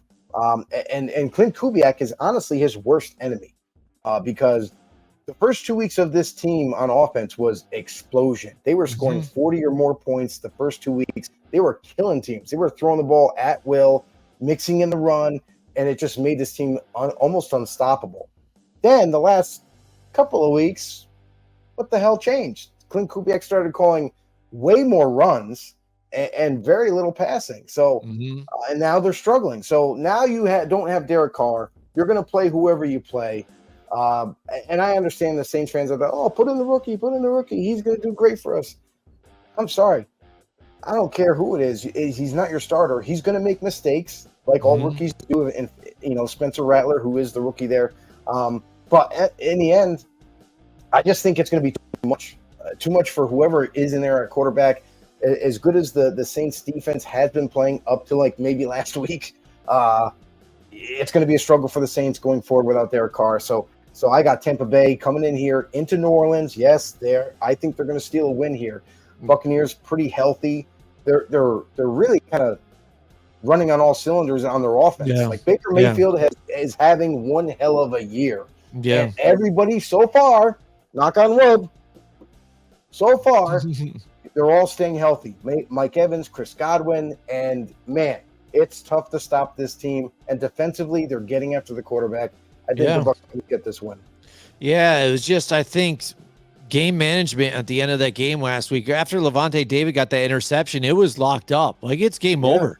And you let Atlanta back in this whole situation. It was a poor game management, and that's the one thing I guess that can be looked upon with Todd Bowles and in this game, in this team. Our man, Captain Kirk went crazy. Over 500 passing yards. Yeah. Yes. They had 4 or 5 touchdown passes. Yes. Yep. I mean, amazing. What? Everybody, go ahead, eat crow. Yeah. Cousins is not a bad quarterback. There you go. So, but with Tampa Bay again, this should be an easier week for them again because New Orleans, like you said, potentially starting Spencer Rattler. Who knows? But they don't have Derek Carr. Without Carr, they don't have a chance. I don't think. Yeah. So, Tampa Bay, I'm going with them here. They got a chance. They got a chance. They always have a chance. Just when we think a team doesn't have a chance, they win. Right, that's when they get us. That's right. You're right. You're right. All right, Cleveland Browns and the Philadelphia Eagles here. Talk about two different teams that are underwhelming, right now. Cleveland Browns, the defense not looking as good as they had in the past, and still having issues here on the offensive side of the ball. And the Philadelphia Eagles, again, too. Jalen Hurts not playing too well either. Saquon Barkley is like the signing spot of that team. Surprise, surprise. You know what I mean? You can run the ball and things like that, but with all the weapons, the talent you have on that team, can't muster out some wins to where a lot of people even are bringing up Nick Sirianni on being on the hot seat. Yeah, and we've kind of alluded to that before the season started, how it could be a possibility that Nick Sirianni could find his way possibly out. I know it's not likely because they're a team only a year or two removed of having that prolific offense with Nick Sirianni, but there's some questionable decision-making that he's making this year, which really has put the Eagles in a bind. They're 500 right now. They shouldn't be, but they are. And honestly, it's one thing after another with Nick Sirianni. Like, you look at last week, how, I don't know, they had a bye week last week. Hopefully they ironed some wrinkles out there because, man, things were not looking good, before their bye week. So Nick Sirianni could potentially be on the hot seat, but I think it's a little too early just yet. But they also move on from Devin White, who they signed in free agency potentially to be a starter for this defense. He's been inactive for the last 4 games. So, man, they move on from him. He's cut now. He's a free agent, free to sign wherever someone needs a help at linebacker. But the Eagles and the Browns are a little banged up, but the Eagles come in very healthy now. After having that bye week, which was a godsend to them, they're getting back Devonta Smith in the lineup. They're getting back A.J. Brown in the lineup. And, man, this is really going to help this offense out. That's kind of been a little stagnant. So look for Saquon Barkley to do Saquon Barkley things, and A.J. Brown and Devonta likewise. So I think that with those guys coming back, with this Eagles team healthy after the bye week, having extra time to prepare for Cleveland, which I don't think they really need because they are struggling big time. And still we have no word of Nick Chubb. Is he coming back this week? Is he staying out another week? So that to me is another, big glaring red flag there for them. So with that all being said, I think I'm going to go with the Eagles in Philly, kind of just having their way with the Browns. I can't see it any other way. I know I said this last week when I talked about Seattle. I thought they were going to beat up on the Giants. Well, we saw how that worked. Let's see if the Browns can prove me wrong. Well, again, after giving up so many points here against the Washington Commanders, I mean, that's the thing we're talking about. We're talking about this defense not playing up to par here, and Washington just running all, plays all day on them. This team has put up. You talk about the Saints the first couple of weeks, 40+ points. That's been the Commanders the last couple of weeks here, getting that offense going. Yeah, again, but Washington now. Washington's offense with Jaden Daniels, after they took off, they opened up the playbook more. Now you're seeing them really kind of get after it on offense, really starting to put up some points, and it's really helping their defense. So, Cleveland, they're not even close to doing that. They can't even put points on the board. Right. So they have more 3-and-outs than they do points. So, I mean, the Browns, like, to me, like, they're one of the worst teams right now in football because they're just flat out struggling. I don't think it's a problem with their depth chart, with their roster. I like the players that they have. It's just they're not putting it all together. All right, so I'm going to go with Philadelphia as well, and that brings us right into Washington, and they're playing Baltimore. So a lot of people are saying this is, again, Jaden Daniels versus, Lamar Jackson here. These two type of run style quarterbacks here, very similar, things like that. But nobody's playing better than Jaden Daniels right now. So, I mean, this is going to be a good game. I think I'm excited to see how this is going to be. This is going to be tough because it is in Baltimore, and that defense is going to play tough against this offense of Washington.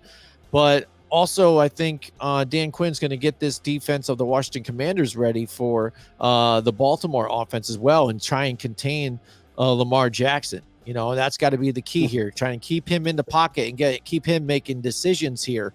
Not let him out, and because that's where he'll kill you. Yeah, and you know what? It's funny because teams always try to do that. Yes, teams always try to contain the guy. Right? But man, I got to admit, Lamar, the last couple of weeks, now that they started to get this running game going with Derrick Henry, man, this offense is hard to stop. You worry about Derrick Henry, and the second you take your eyes off of Lamar, now he's running down the sideline. And then the second you think it's a run, now he's just kind of running out of the pocket and then throwing it across the field over the middle of the field to Isaiah Likely. So, and we finally saw a sighting of Mark Andrews. He is still alive, everybody. He's still playing on Baltimore Ravens, and he actually caught the ball last week. So good for Mark getting involved. Not as much as he'd like to, but the Ravens, this is a very tough team. This is one of the hotter teams now. Now that they've kind of figured out some kinks here, great offensive line, tough-nosed, physical football is what they like to play, and they do the same on the defensive end. The Commanders, even though they're another hot offense coming into here, this is going to be one hell of a matchup because you have two quarterbacks that are very similar to each other.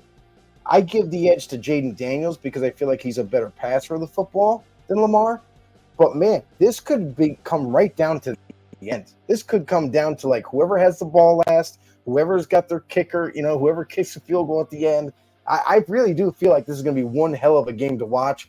I'm going to give the edge to Baltimore since they are home. It's hard to play in. It's going to be extremely loud. How can Jaden Daniels adapt to that kind of, pressure and the noise? Can he overcome that as a rookie? I think he's a very good player. I had him as one of my favorite quarterbacks coming out. I think the world of him, but this is a tough environment. I think with Baltimore and their defense, I think that's going to be the difference here. Right. Yeah. Again, I think this is going to be a tough game. It's going to be close. I'm going to like watching both different quarterbacks do what they kind of do. But like you said, I'm going to give the tip of the hat to the Baltimore Ravens here. That defense, them playing at home. I think the experience on top of it all, I think it's just going to be on Baltimore's side. So I'm going to go with them as well. All right. Next, we've got the Chargers and the Denver Broncos. Denver has been stringing a few games together here. Bo Nix actually looking better here, connecting on some touchdown passes here, getting a little heated, little bit, sideline stuff with Sean Payton. It seems funny that Sean Payton, that happens a lot with a lot of quarterbacks. You notice that on the sidelines, with their quarterbacks. But then he goes around and tells everybody, "Oh no, it's all good. We love each other. That's why." Why we do what he said? Do you know what he said? What he said to him? Yeah. Do you know what he said? I can't remember. He told Sean Payton that his play sucked. He goes, your play sucked. He goes, mine worked better. So he switched it, right? He mirrored it. So clearly he switched it because he saw something and it worked out. Yeah. So he was basically yelling at his head coach saying, like, bro, you sucked on that call. Like, I had to change it and it worked out better. Like, I don't understand what you were looking at. Yeah, right. Yeah, and that's the thing. Sean Payton can't be wrong. And then it ended up being this argument where he's like, "Hey, I love you, man." Yeah. Kiss and make up. Yep. So Denver's defense, though, has been lights out here right now, though. So, Joe. So now I'm looking at this game a little different here now. With the way the Chargers now have been kind of, they're coming off a bye week here, but that run first type of team and things like that, not really putting up a whole lot of points either too. Justin Herbert not looking spectacular. They don't have a lot of weapons. So now I'm looking at this Denver team, and I'm like, these guys can actually keep it close here. If they keep it low scoring, they've got something here now on offense. It seems like they're clicking right now. So for me, looking at this game, I think I'm going to side with the Denver Broncos here on this one, and Whoa. and that they surprise maybe the Jim Harbaugh led Chargers here on this one. So here's the thing. I Broncos offense, like last week, was a mess by the Raiders. Once they turned that ball over for a 100-yard interception, that whole game changed. They benched Gardner Minshew. They threw in Aiden O'Connell, being down by 10, thinking that all of a sudden things were going to turn around. Well, when you're already in a bad situation and you just made it worse, and now you think by changing the quarterback is going to resolve everything, it doesn't work like that in the NFL. They had all the momentum, and they just piled on after that. They didn't even have to throw. They were running the ball towards the end of that game. They tired out the defense. So the Broncos, with the Chargers getting off of that bye week, they're a little bit more refreshed. They're both two teams that face each other twice a year, know each other very well. Even though Jim Harbaugh is the new kind of sheriff in town for the Chargers, they're going to be physical with this team. And the Broncos defense struggles against the run. Last week they didn't because they played the Raiders, who can't freaking run the ball to save their lives. But this week is going to be a tall task for the Broncos. The Chargers have a really good offensive line. I think with Herbert getting healthier now, having that bye week, it's going to really do well for the Chargers. I think the Chargers going to Denver and get this W. All right. Next up, we've got the Pittsburgh Steelers and the Las Vegas Raiders here. Again, now you said they made the change to Aiden O'Connell to start this game, like he probably should have at the beginning of the season, like we talked about this, and potentially maybe. I don't even know if that's a real thing. Yeah, I question Antonio Pierce's decision making now because he's not even sure every week. Oh, what are we doing? I gotta talk to people. I gotta. Dude, come on. That's what I think was weird too, is because it's like every time when you talked about the Aiden O'Connell thing, he was like, well, I was looking to see a spark, and I didn't really see that spark. Like, what spark are you looking for? How much bigger of a spark do you need? Like, what are you talking about? He's a younger quarterback. You need him to get better. You had him in there last season. Just continue with it. Then you at least have answers. Yeah. The thing is like, think about it. He was a rookie last year. He didn't start until halfway through that year. So he's still developing, learning the personnel, learning the NFL, being a quarterback in the NFL. And you look at this year, when he had a couple opportunities to get in the games, he got rid of the ball way faster. It was under 3 seconds. The ball would be gone. Yep. Minshew holds on to the ball, then starts panicking and running around. So you got a more efficient quarterback. Yeah. Why not put the younger, more efficient quarterback and really see what you have in him? Because if that way this year, if he doesn't prove to you that he's the guy, then you know that, okay, we don't have the guy in-house. We're going to have to go look in the draft, and you have an answer. But instead, you play Gardner Minshew, journeyman quarterback. Has always been a backup. You give him the opportunity, and he's failed miserably. You look at what in that game.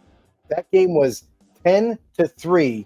Raiders were in the red zone, and where it changed, where that 100-yard interception happened, Minshew rolled out. Brock Bowers was wide open. He overthrew him. I don't know how, but he overthrew him way over his head. Bowers jumped up and still couldn't reach it, and then the pick for 6. And ever since that point, it changed everything. So I agree with you, Jim. Like we called this out before the season started. How AOC would give him a better chance, and hopefully, they make that change this week. Right. Now on the other side, Pittsburgh, again, they had such a tight game there against the Cowboys. I really think they could have pulled it out. And honestly, watching that game, I feel like almost they would have been better if they kept Kyle Allen in the game at times.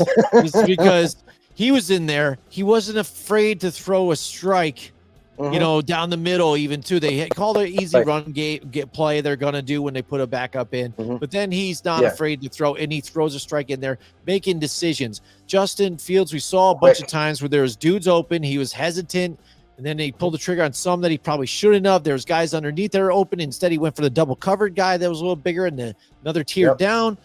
And I feel like with the offense, it's just kind of like if they had somebody else in there, it would have been better. Like he was holding it back because that defense was playing great. TJ Watt gets his 100th sack too.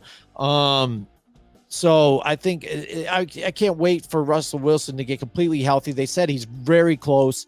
He's penciled in as the third, QB right now still. Hopefully that changes this week for them. But even if they do have Justin Fields in here, I like their options better than with the Vegas Raiders. I'm going to go with the Pittsburgh Steelers on this one. You might be in for something here. Get this, Jim. Russell Wilson has practiced in full participation on Wednesday. Yes. Practice. Head coach Mike Tomlin announced Tuesday that, he also added that Wilson will work with the second team in an effort to, get this, not disrupt Justin Fields' preparation for the Raiders game this Sunday. So it sounds like Russell Wilson is going to be healthy, is ready to go, but we don't want to distract Fields. We don't want to do that preparation. That's so key to him because he's such a good quarterback, right? this offense has been lacking. This offense has been putrid. I don't care if they've won games. They've won them extremely ugly with Justin Fields. And then when it comes down to, you look at that Steelers-Colt game, it came down to where Fields had to throw the football to get down the field and score to get ahead again. He couldn't do it. He made poor decisions, like Jimmy just referred to, throwing into double coverage. And he just couldn't connect with anybody, even if they were open. He would overthrow. So, no, Fields is not the answer. This is stupid by Mike Tomlin. This is stupid by the Steelers to continue this charade of Fields is our guy. Fields is our quarterback. He's the one that's going to get us to the playoffs. No, not when you face better teams. It's just not going to happen. Until you put in Russell Wilson where he's more efficient, he's going to run your offense to a T. He's going to get the ball into playmakers' hands and let them do their jobs. I don't see this team winning a whole lot of games. You can say what you want, but Fields is not the guy for Pittsburgh. And this is a problem. This is a red flag I have. Is you're going to Vegas. You're going to play the Raiders. Does Justin Fields panic? Just because we've seen him run a lot more than he's throwing the ball. Yeah. And I'm sorry, he drops back very far too. I don't know if you'd noticed that. Very deep. And that's because he's worried about the rush from anybody. So my thing is, it's a catastrophic thing happened to the Raiders defensive line this week. It seems like, Christian Wilkins is now done for the year. He injured his foot. He had surgery on it. He's done for the year. Big blow to them. And this is a team that it seems like you just can't have anything go their way. Max Crosby is banged up too. He wasn't himself completely in Denver, even though he had a couple sacks. But, man, I don't know. Is Crosby going to be out this week? We'll have to wait and see. So far, there's nothing on the injury report. But for a Raiders team, does AOC start? Does Minshew start? This is the debacle that is both these teams. We don't Fields sounds like he's going to be the starter. Should he be? No. But I think that both teams need to take a look in the. Yeah. I think they both need to start the right guy. Russell Wilson needs to start in Pittsburgh. AOC needs to start with the Raiders. That would make this game an awesome game to watch. But, we don't know. So this is what I'm going to say, Jim. I'm going to say this. If AOC starts, I got the Raiders. Okay. If he doesn't start, then I'm going to go with the Steelers, whether Sounds it be good. Fields or Wilson. Okay, yeah, and like you said, Mike Tomlin's just got to be a man of his word. He said this. He said that Russell Wilson was the starter. Then that calf was being aggravated again. Right. So we're saying, hey, well, we'll push Justin Fields out there, and he can just maybe keep the ship afloat until Russell Wilson's healthy, which he has. And like you said, they were winning. They're like, all right, well, we're going to keep true to this. Russell's we're going to make sure he's healthy, fully healthy till he comes back. Now you have your loss. to the Dallas Cowboys. Perfect time to make the switch. Russ is healthy. Here you go. Sorry, kid. You did well for us. Thank you very much. You did the job. Now sit behind and learn from Russell Wilson here. Like I said, Russell Wilson was the starter. This is where you're going to be. And instead, he's playing the whole game. You know, out of this young kid, it would be wrong to do that and pull him out. Dude, stop. Do what you said you're going to do. Russell Wilson's your starter. This guy warmed the seat. Now get the hell out of the seat and let this guy take over again. Exactly. Too many games. All right. So next up, we've got the Detroit Lions and the Dallas Cowboys. Ooh, I like this baby. one. This has got to be the game of the day here. That's it. This is the game of the day. The Lions, Dallas. Dallas is picking up some momentum, but again, that game, Pittsburgh. I feel like even though they said, Dallas was dominating, and they did to an extent, they were driving a lot of times, but then the turnovers kicked in, frustration on that offensive side between CeeDee Lamb and Dak Prescott. Dak Prescott looking the best. There's a little bit of turmoil there, and things like that. Those guys, you know what I mean? You bring up turmoil. Look at CeeDee Lamb and the relationship that between Dak and him. CeeDee Lamb was coming over to the sideline. Is like, oh, it's somebody's fault. Who doesn't throw me the ball? Like he said it out loud enough to where Dak would hear it. Dak did not even move, didn't respond, had his head down. So there's a little bit of turmoil in that locker room right now. A little bit of frustration being built up. And I understand that, they're going through, tons of injuries, losing their left tackle, losing defensive players. Deron Bland, they're hoping will be ready to go this week. They're just kind of praying that he'll be healthy enough to start him, at least to have somebody healthy back out on that defense. But again, you talk about turmoil, Jim, and this is a team that they're not all on the same page, and they're struggling. They continue to struggle to run the ball. They're a one-dimensional offense. How much longer can they kind of keep this thing, afloat? Yeah, definitely. And but I think they're vulnerable again. They don't have their defensive, players here that they create that pass rush. I think they were lucky to get a little bit of that last week, but I mean, again, it's Pittsburgh on that offensive side, and I think Justin Fields set them up for a lot of those sacks. Again, with the dropbacks that he had, stepping up in the pocket helps protect that whole outside, and when you drop back that far, you're giving him the perfect angle for those guys to get in there and get that sack and disrupt it. And like you said, when you're running around, scrambling around further back, you're not making any plays, and you're not able to look down the field. So Detroit, I don't think is going to have that problem. I think you've got Jared Goff there. You've got all the weapons in the world here, whether it be the running game or the passing game, that defense. So I think the Lions are going to give the Dallas Cowboys some fits here. And even though it is in Dallas, I like the Detroit Lions in this one. Yeah, I can see that. I mean, honestly, this is another team that just had a bye week, coming off a bye week, had extra time to prepare for the Dallas Cowboys, a team that they don't face too often. So, it's going to be kind of like, touchy-feely in the beginning of the game for both teams to figure out what each team wants to do.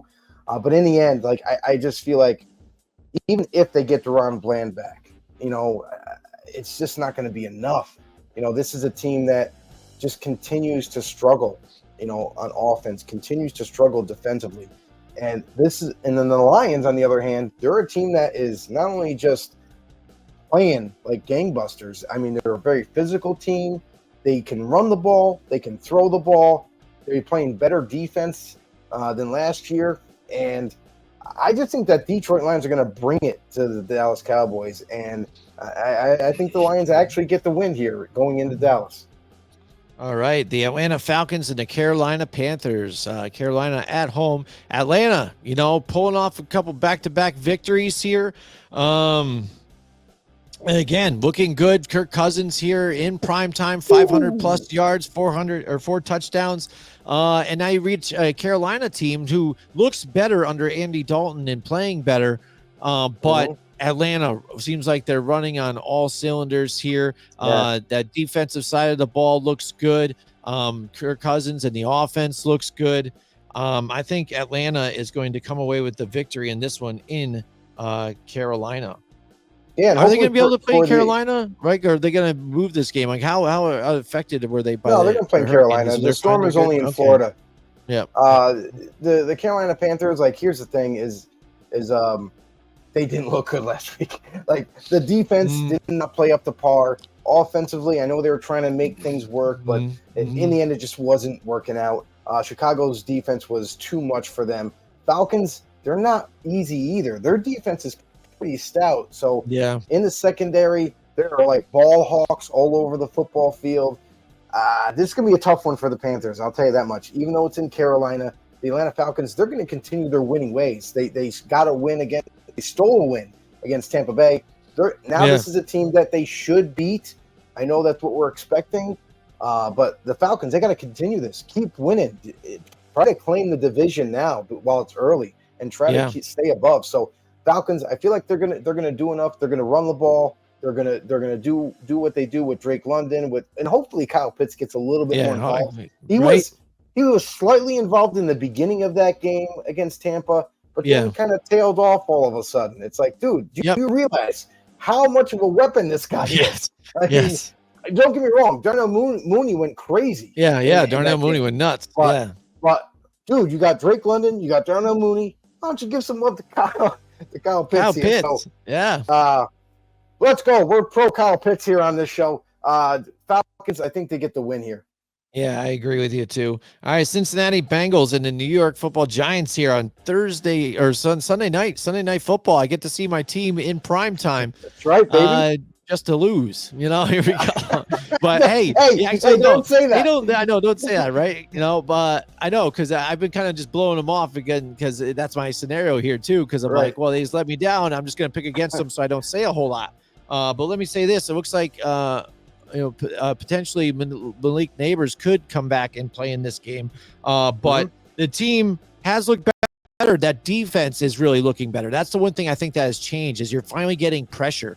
In the past back-to-back weeks, they've been getting about 5+ sacks, I think, every week. So, I mean, they're getting pressure and making things happen. Cincinnati, like I said before, 31st in the league on defense, giving up points. That offense is turning around and looking better, but that defense is giving up points. So, I'm looking to see how much the Giants can hold off the pass rush, basically, of Hendrickson. Now, if Andrew Thomas is on him the whole time, just if he can hold him down and do that job, I think the Giants have the potential to start scoring here. And so I think this is going to be a closer game than some people can imagine here because I'm not really afraid of the Cincinnati Bengals like I have been in the past.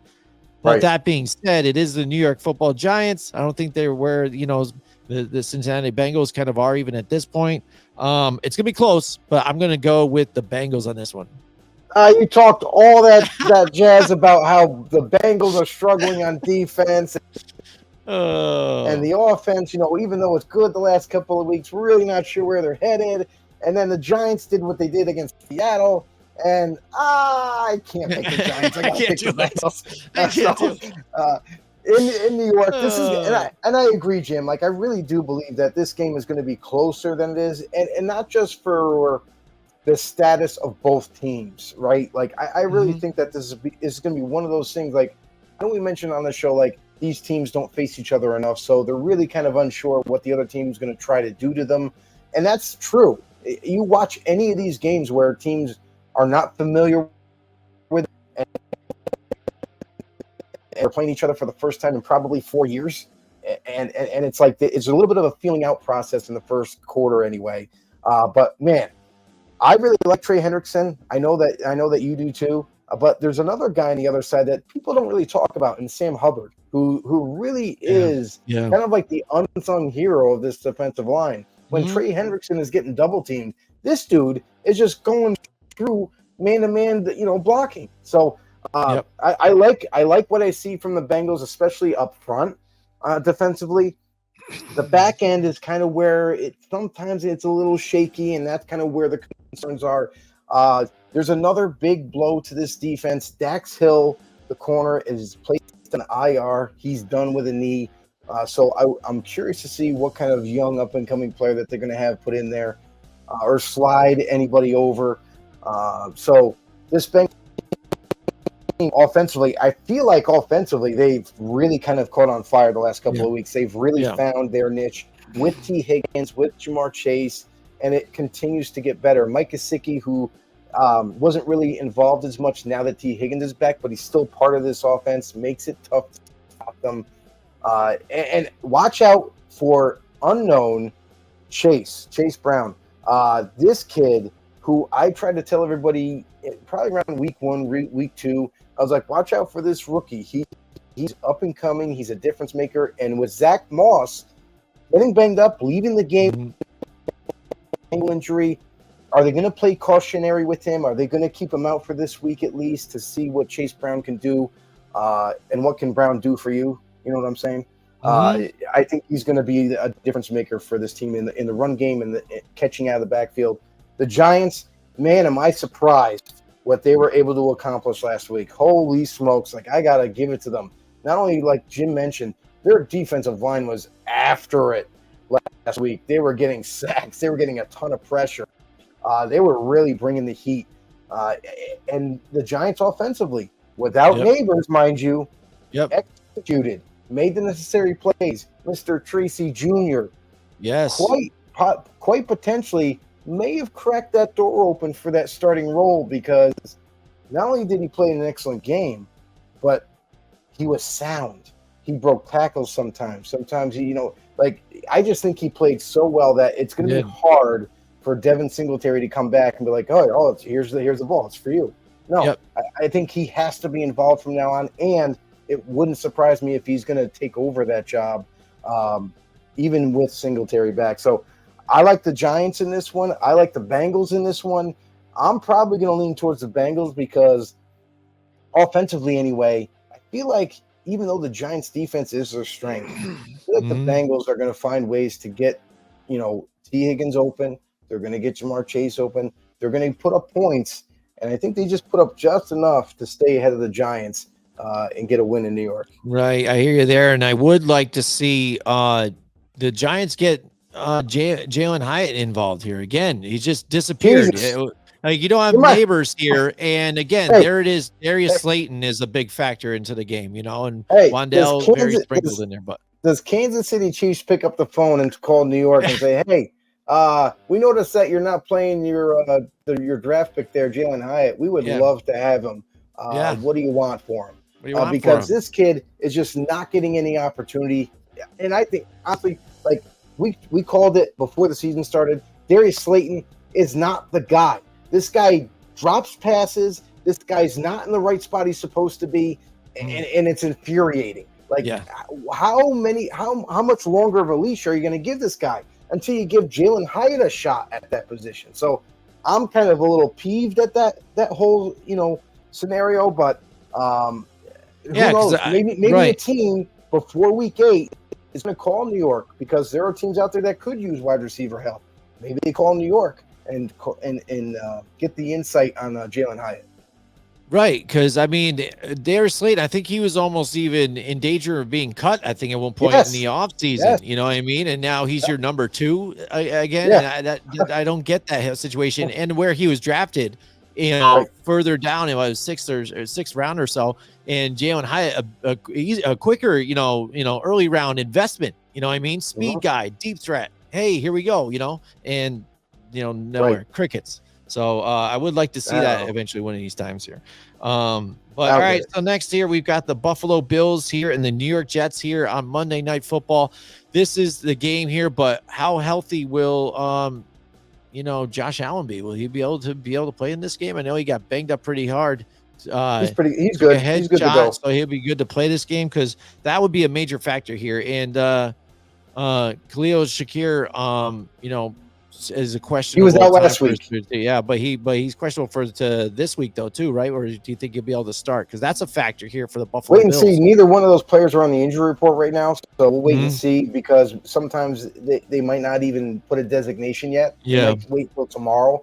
Wednesday's usually like designation day, when you actually get like a questionable, a probable, whatever. Or doubtful or something like that. So we'll wait and see tomorrow to kind of look at the injury report there. Right. So this game's going to be tough. It's going to be in New York. That defense is going to be coming here, but you always have that question mark. How is this team going to play in reaction to the coach being fired? You know what I mean? Right. You're going to see where the sides are with these guys. Are they going to play for this guy, who's their defensive coordinator, now the leader of the team. How are they going to respond? The defense is still going to play. They're still going to show up. They know the guy. And a lot of times you do see that fire in a team after a firing, and the interim coaches, you get that win right away. But I'm not so sure about this one too, because again, the Bills are a tough team to fight. Yes, the defense isn't as pronounced as the Jets here, but McDermott has done a pretty good job overall with the defense, and with despite missing a lot of parts that they had to let walk from last year and things like that, and having the injuries, with Matt Milano not being there and things like that too, also on the offensive side, but missing that running game that they could have. So this is going to be a tight game. I think it's going to be the Jets trying to keep it low scoring here. But if Josh Allen is healthy again, I think he's going to put a lot of this on his shoulders here and be the key factor in this one and give struggles to the Jets here. And I think I'm going to side on the side of the Bills on this one. Yeah, and we've talked about the Bills before, maybe possibly reaching out to get a trade for a wide receiver because God knows they need one. Hey, New York Giants. Trade Jalen Hyatt to the Buffalo Bills. Hey, Raiders, we know that you're moving on from Davante Adams. I know the Bills have been in contact with Vegas about the availability of Davante and what they're looking for. The thing is, there's quite a few teams out there that are super interested that would really like his services. But the thing is, man, are they going to be willing to give up the compensation for 1, 2? Are they going to be able to work out a new deal with Davante? Because let's face it, as much as everybody wants to, point out there like, hey, that team doesn't have enough money to get his contract. Well, listen, you morons. Like whenever a trade gets agreed to, that player, because of the uncertainty of his future, the team that is acquiring him has to do a new deal. They have to, because it comes down to the cap space. You look at the Saints, who are major players. The Jets are major players. And there's a boatload of other teams like the Ravens. I've heard recently that the Ravens seem to be maybe even in the lead now for Davante Adams services, which would be interesting. Yeah. But that all being said, teams figure out a way to make it work if they really want the player. So forget about the worries about contract. That whoever does get his services, they're going to work out a new deal anyway that helps the team as well. So, but again, going to the Bills, definitely need wide receiver. I think they have to be one of these teams that got to be super aggressive. I don't care. Is it not for Davante? That's fine. But it's got to be for somebody else somewhere that you think could give you a little bit of a spark, at least on offense. So, there's look at the players on the Houston Texans. They are very deep at wide receiver. You look at, obviously don't want to get rid of Tank Dell, but maybe a guy like Xavier Hutchinson, who's kind of come onto the scene as of last week, showing some promise as a wide receiver. Maybe they call about him. So all I know is that this Bills offense is struggling because they just don't have the weapons. Khalil Shakir being out last week really kind of hurt them. Even though they have their tight ends in Dalton Kincaid and Dawson Knox, that's all well and good, but you definitely still need the receivers to show up. Keon Coleman so far has been a little underwhelming for Buffalo. They were hoping he'd be a bigger impact than what he has been, but again, he is still developing, still trying to figure things out. In this matchup, though, the Jets, I still believe they have one of the better defenses. I can't. I think statistically it doesn't look like that, obviously, but it's really because it's struggling offense. And I think the offense continues to struggle, not just because Robert Saleh got fired, got laid off, but the fact is that you didn't change anything offensively. You still have Nathaniel Hackett going to be calling the plays. It's still going to be a little dismantled, offensively. And I got to apologize to Jeff Albright. It's not fucking Jason Albright, like I've been saying this whole time. Yeah. It's been Jeff Albright. So I apologize, Jeff, but that's on me. Again, but he's going to have to step into this limelight now. He's going to have to make decisions in game. How well is he going to handle this? Is he going to go for it on 4th and 2 or something at his 45? You know what I mean? Is he going to go for a field goal rather than going for the first down? Like, these are decisions that are going to be in the moment How well is he going to handle the spotlight? So that's something to watch out for. And I still think because the Jets offense still continues to struggle a little bit, I think the Bills are going to get the better of them. I don't think this is going to be a runaway by any means in terms of score, but because they're divisional opponents, it stays close. But I think the Bills end up getting the W. Right. I think this is going to be the game they're kind of looking for, a tight matchup. Rodgers, and Josh Allen. Or they could surprise the hell out of us, and Rodgers looks like an all-star. Who knows? Again. They could do it. You never know. But again, and they'll hoist up, Nathaniel Hackett up on Rodgers' shoulders and things like that. There you go. You're our man. But like you brought up, even the fact of will they go for it on fourth down certain situations. That brings up. It made me remind me of like last week when the Jets were down early in the game, and it was early. And they decided to go for it on fourth down when they were clearly in field goal range. At that point, for me, it was only like, I want to say it was like 17-3 or 10 or something. Take the points. At least that gets you near, closer. So then it would have been like a 2-possession game, still close, because they even were able to get some more scoring after that and brought it up to 17. If they had that other field goal, I mean, then they only lost by, 3, but that changes the dynamic of the game and how you control the game or how you attack it situational going forward. And it was early on. Just take the points while you can. When you've got, time, and I think it was even the first half still, you had time still to go before you start getting into desperation mode. And I think that was an error on their part, and probably Robert Saleh's point here. But absolutely. Oh, well, so now we'll see what happens moving forward. But that's it. That's the picks for this week 6. Hopefully we can do a little better. We got a couple of different ones here, I'm hoping. But situationally, some things could change before they actually play. We'll make some switches here. But yeah, we could only get better, hopefully, on this one. You know what I mean? Hey, you can only go up from here. Right, exactly. That's what I mean. So thank you so much, everybody, for joining the show tonight. And also, Joe, tell everybody where they can catch the show tomorrow and other shows just like this. Guys, listen, we really appreciate everybody tuning into the show. Really appreciate the comments rolling in. Thanks so much for joining us. If you've lasted this long, God bless you, because it's 2 hours into the show. But really appreciate all the support too. Blitz Nation, you guys have been tremendous. You keep hitting that subscribe button for us over at Grumblings Media's channel. Head over to YouTube, hit that subscribe button, hit the thumbs up, because every little bit counts. Whether you subscribe, you hit the thumbs up, it all helps us grow, especially in the algorithm. It helps us get noticed a little bit more. And of course, share it to all your family and friends that love NFL talk. We are the best and most interactive NFL talk show you're going to find. We want to prove it to every single one of you out there, all the Blitz Nation. And also, do us a huge favor. Head over to the website, grumblingsmedia.com. There you can check out all the latest and greatest that we have to offer to you, whether it be political, sports, entertainment. It's all over there, and great articles there. If you're a reader, check out the articles. And, of course, anywhere you get your podcasts. All right, that's it for us this week. I hope you guys enjoyed it and enjoy the games this weekend, and we'll see you guys next time. Hey everybody, this is Big John from Grumblings Media, and I just want to say thank you for watching our content. If you want to support our efforts here at Grumblings Media, just smash the subscribe button right here, totally free, or just go ahead and consume more of our great content. Click either one of these 2 boxes.